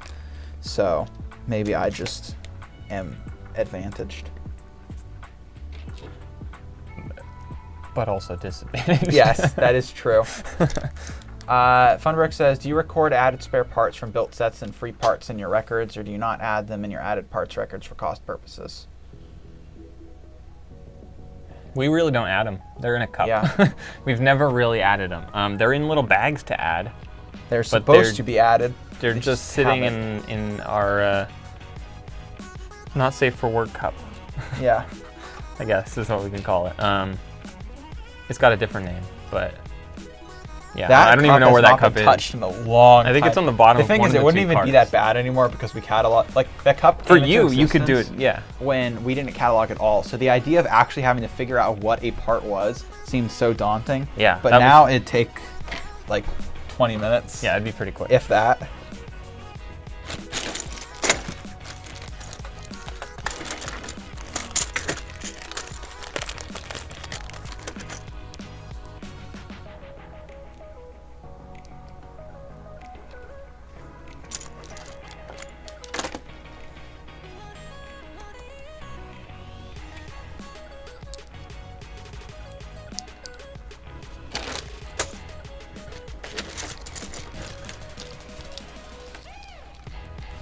Funberg Creation says I have about 400 to 500 parts to add, so just working out how I should record them in my records. Should we? In all honesty, we probably. Is it okay for us to explain how we track our costs? Yeah, we do it on a more of a monthly. No, average. I mean the term. Yeah. We use an average cost. So like average what we pay if it's used per pound. For something like that, we wouldn't probably count it as new.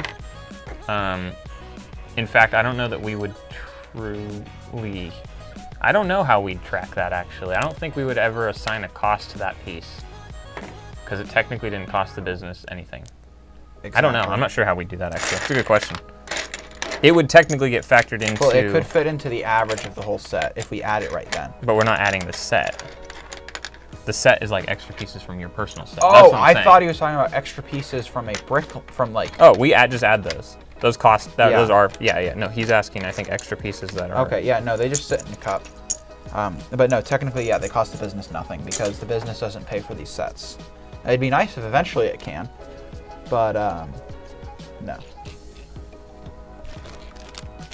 I mean, I guess if we really wanted to, we could track it as capital contribution, but like it's like $5, so.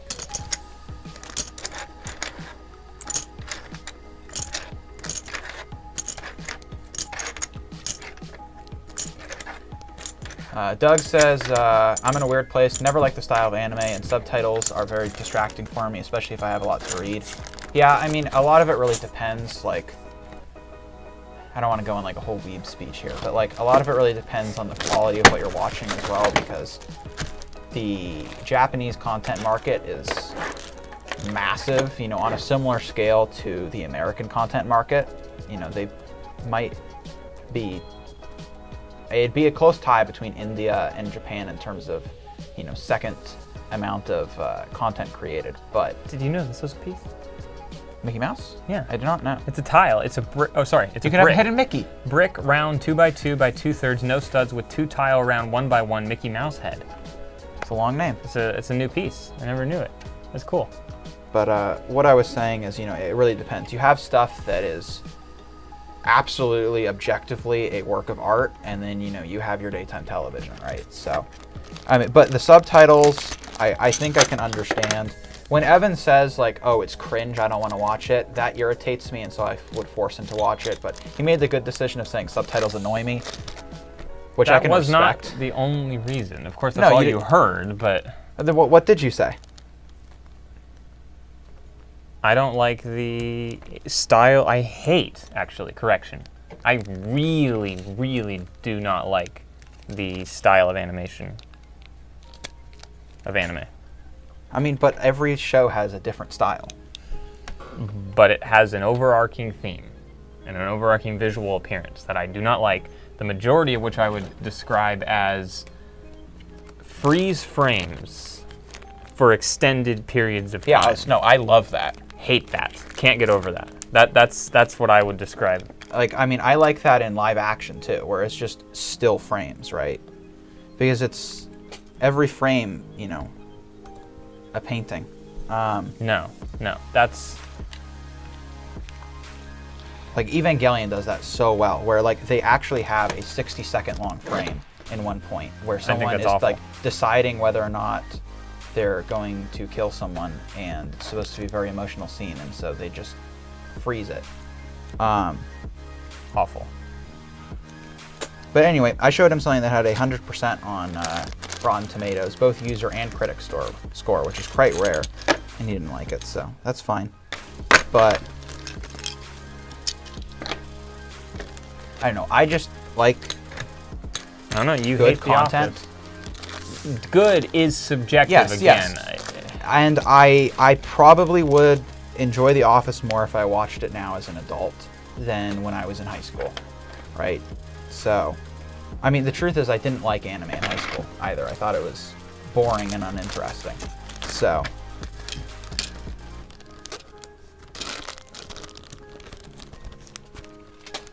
I don't actually remember what I liked in high school. Criminal Minds, Arrow. I think I saw Westworld. Westworld was kind of the start of when I started to transition into, like, I don't know, I guess more complex content. Game of Thrones. I know. Westworld was actually what got me into anime, because I watched Westworld, showed it to a friend. They said, oh, you would really like this show called Evangelion. And I resisted watching it for so long because I was like, anime is cringe. And they forced me to watch it, and I was like, gosh darn, that's like the single greatest show I've ever seen. And I still hold that opinion. But anyway, back on task. Small Bricks, I completely agree with you. Everything should be watched in its original language. Subtitles are just something you need to get used to.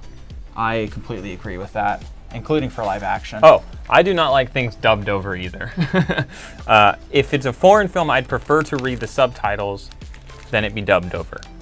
100%. What was it? Oh, no, we can't talk about watching that here. Never mind.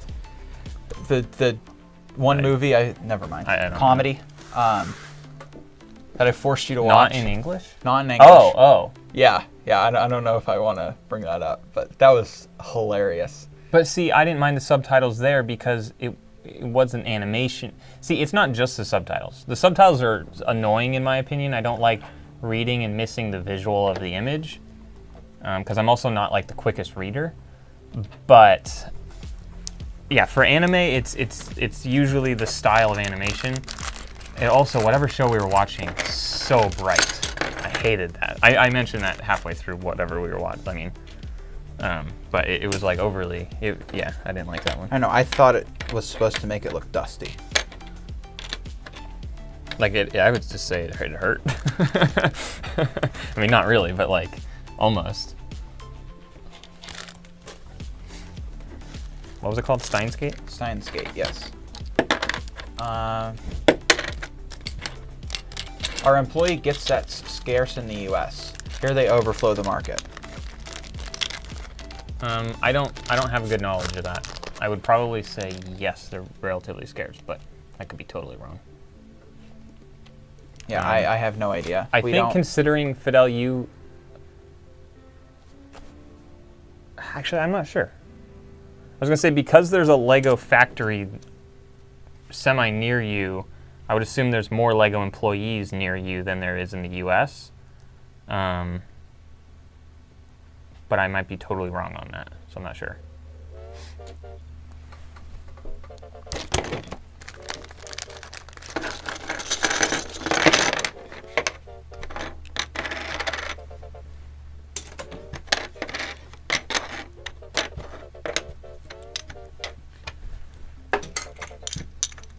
I have not seen Daredevil, Muhammad. But I have indeed heard that it is very good. Sam Power says, the higher animation budget, the less freeze frame type shots there is. It's a cost cutting measure. Anime movies tend to have less of that. Yeah, that's generally true.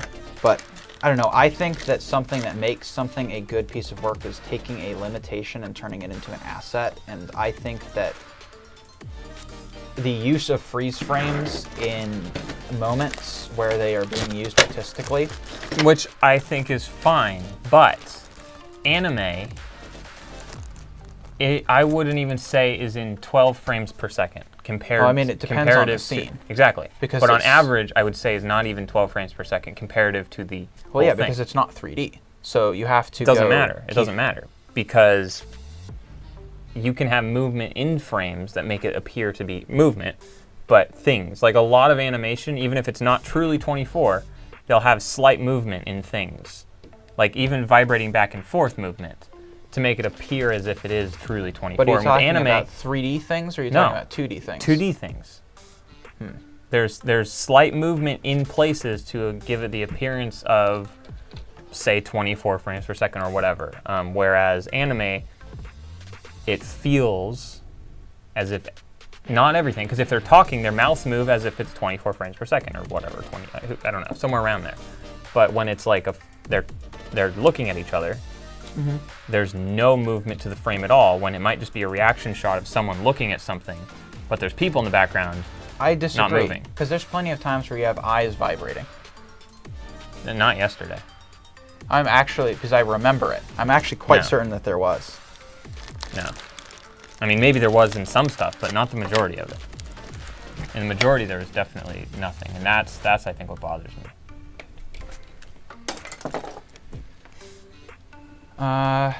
Let's see.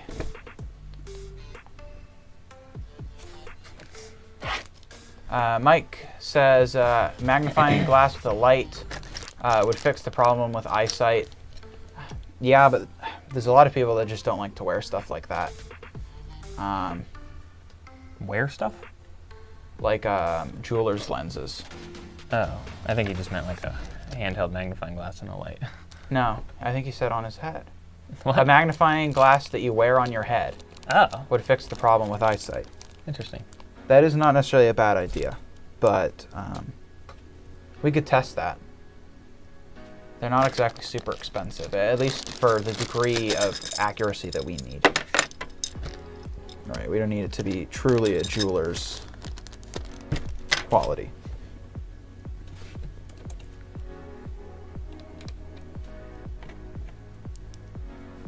Oh no, mold types.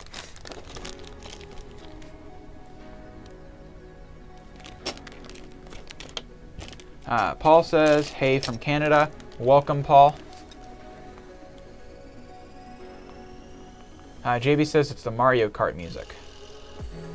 Also, Doug is on his way out. Pre-game Zoom meeting starting up. All right. Goodbye, Doug. Bye, Doug. Have a good night. We are probably pretty close to wrapping up here as well. Oh, are you almost done? I am almost done. Very nice.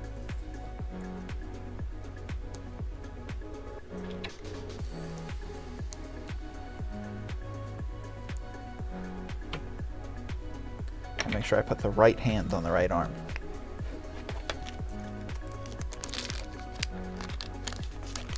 Although I don't actually know if... No, they're different.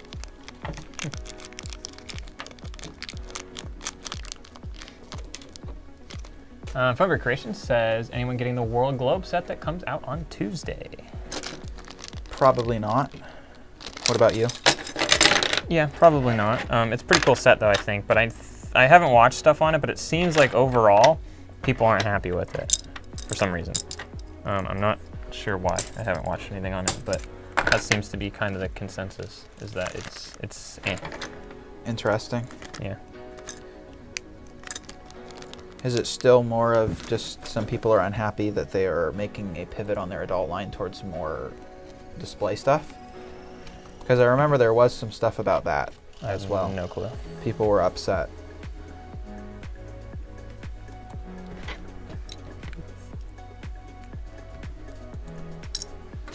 Sam says the build for the Globe is supposed to be extremely repetitive. Ah, okay.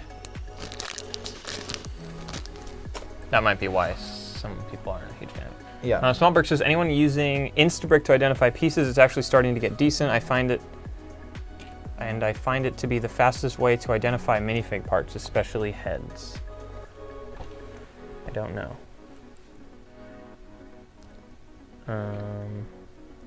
Funbrick Creation. AX10 wants to know how the fish tank is doing. Fish tank is doing fine. There'll actually be a Patreon update on that. I don't think you're a patron, but there will be a Patreon update. If you are a patron, I don't know which one you line up with. Here we are. So Sam Power says the globe's made from a bunch of panels, and they're all very similar, plus people don't like how much Technic there is in the set. Okay. Fidel says, I could do what Doug said, but I lack connections, and I don't live in a city where the factory is. My parents do, though. Moreover, some people already do. A couple BrickLink stores there do that. But I would be glad to try. Let's see. And that was in reference to, I bet you could do decently well working on connecting American collectors with said sets. Alrighty, guys. It is now done.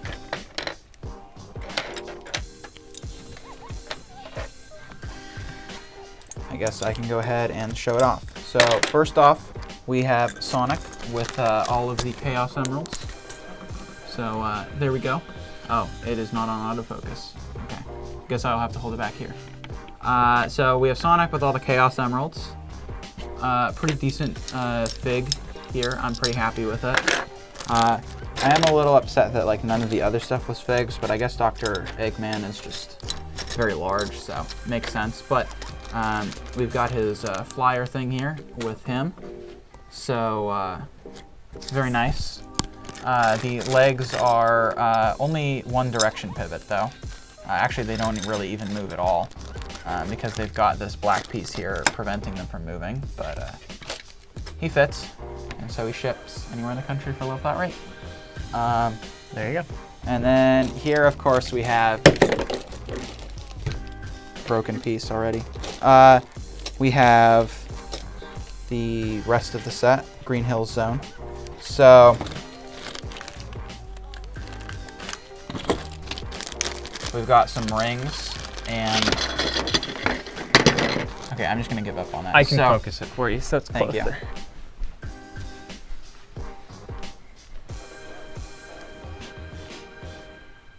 You just have to hold it in the shot. That's your job. All right.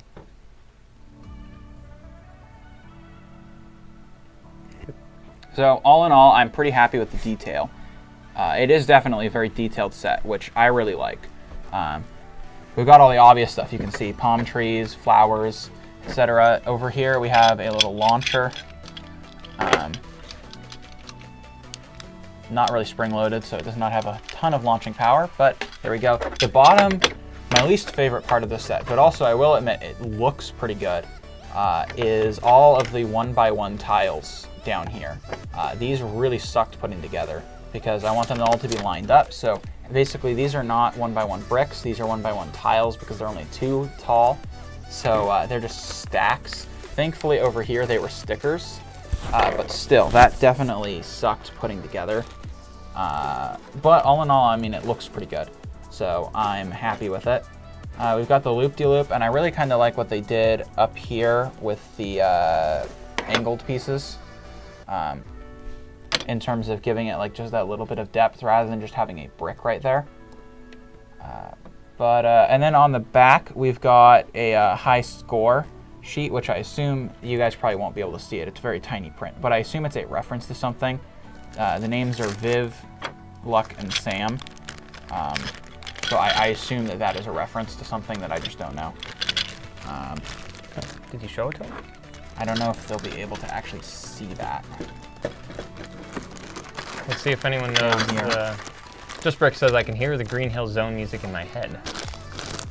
But yeah, I assume maybe it's the names of the names of the designers of the set, or something. I'm not too sure. But yeah, there we go. Green Hill Zone, complete. Oh, it also came with some upgrade like swap outs. So on those little gray things, I can go ahead and swap out to other stuff. But else says maybe the designers. Yeah, that's what I assume.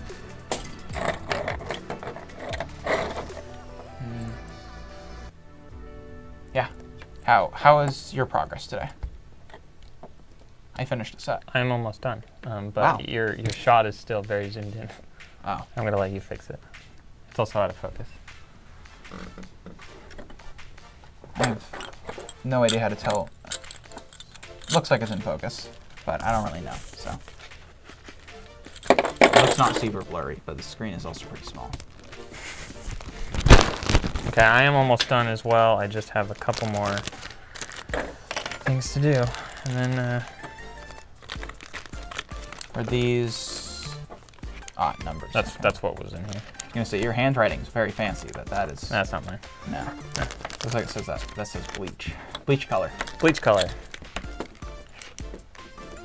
All right. So if anyone has any last-minute questions, now would be the time. You know what? I shouldn't have been rebagging these. I should have just put them in cups. I don't know what I'm doing. I just wasted so much time. Like, what? This is what happens when you don't catalog. And no, but Evan's going to be doing some cataloging. He's going to be doing some. We're not having any catalogers catalog this month because we want to see how much output Evan and I can just do by ourselves. So Evan is. We're still having sorters sort things though. That's required still. And so Evan is going to be doing cataloging the easy categories, and I'm going to be doing the hard categories because he can go really fast. So he will be getting some cataloging done. Okay. Lee Foley says, I use the pluggable digital viewer hooked up to my laptop. It works great. That is something I have considered buying. Oh yeah, Paul's been wanting one of those for a little while.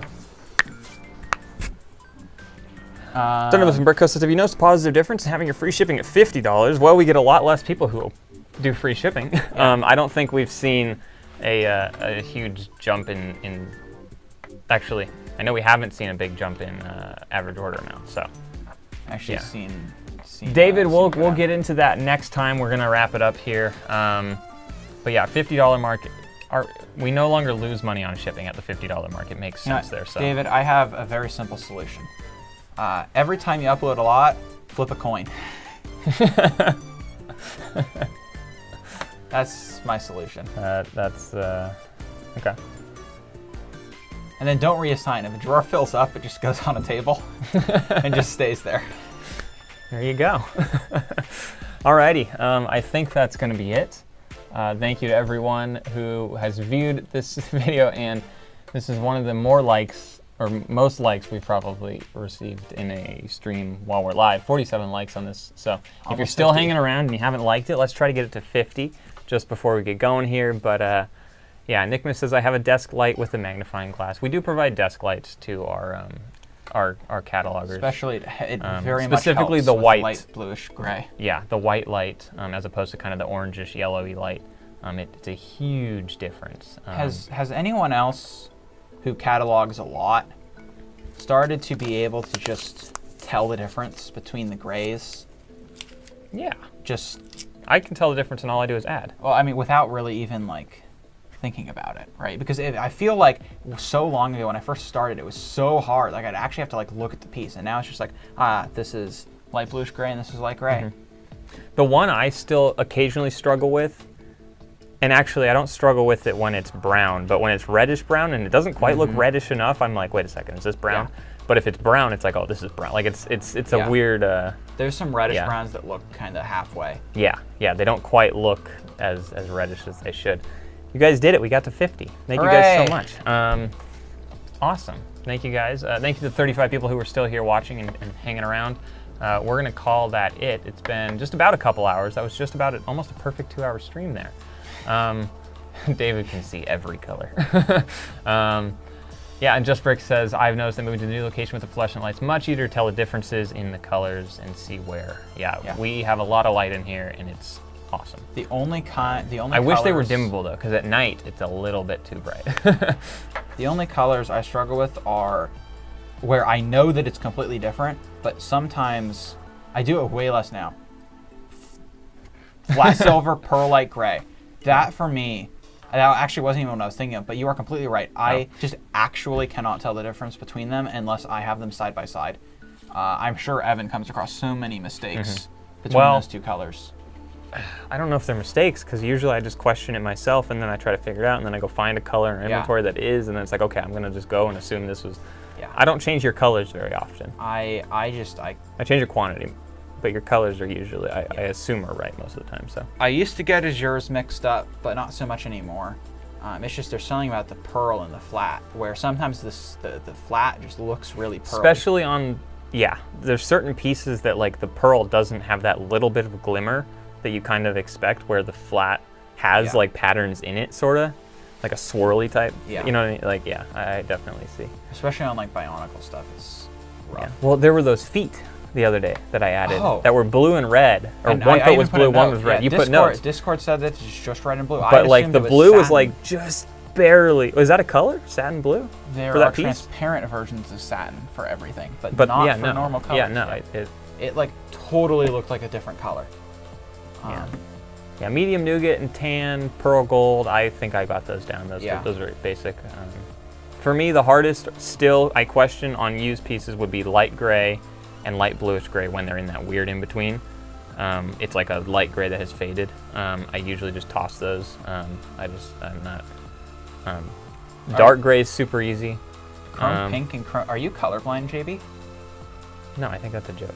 Chrome pink and chrome green. Those are actual colors. There's someone they are colorblind. Yeah, red and green. Right? No. Chrome pink and chrome green are those Lego colors. Well, pink is pretty close to red. Other Evan no. from childhood had red green color blindness. So I mean, pink is kind of close to green. So I could imagine someone who is actually red green colorblind having difficulty telling those apart. Yes. Oh, wait, are those even actual colors? That's what I was trying to ask you. I don't think... Now I'm going to look like an idiot in front of everyone. Oh, there is chrome green and chrome pink. They both only had one part. Interesting. Okay. Oh, okay. I have never encountered... See, what color did I find for the first time? Oh, very light gray? Yeah, very light gray. I found it for the first time. I knew what it was. I just wanted to like double check, but... David says... 2006 light bluish gray is different than the current light bluish gray? Yeah, there's a slight difference between light bluish gray. It's not quite light gray. Actually, not even close to light gray. It looks like that kind of in between, but it's not quite like that, like super faded in between. Interesting. But they're the same color in terms of like listing wise. So it just goes in with light bluish gray. Okay, I think we're actually done now. Yeah. Thank you guys so much for watching. Hopefully you enjoyed. You know what I do need to do is refix this so that it's not bad like it was. But there we go. Okay, I think we're ready. So thanks so much for watching. Hopefully you enjoyed the stream. It's very fun to chat with each of you. I found blue violet yesterday, first one. We have a decent amount of blue violet. Yeah, it's pretty fun. It's a cool color. Although there is violet, blue, and blue violet, and then there's another one that is, I believe, another combination of the words blue and violet. Really? Yeah, somewhere near the bottom of the list. Interesting. But anyway. Yeah, thank you guys for watching. We will see you all in the next stream and the vlog that comes out on Monday.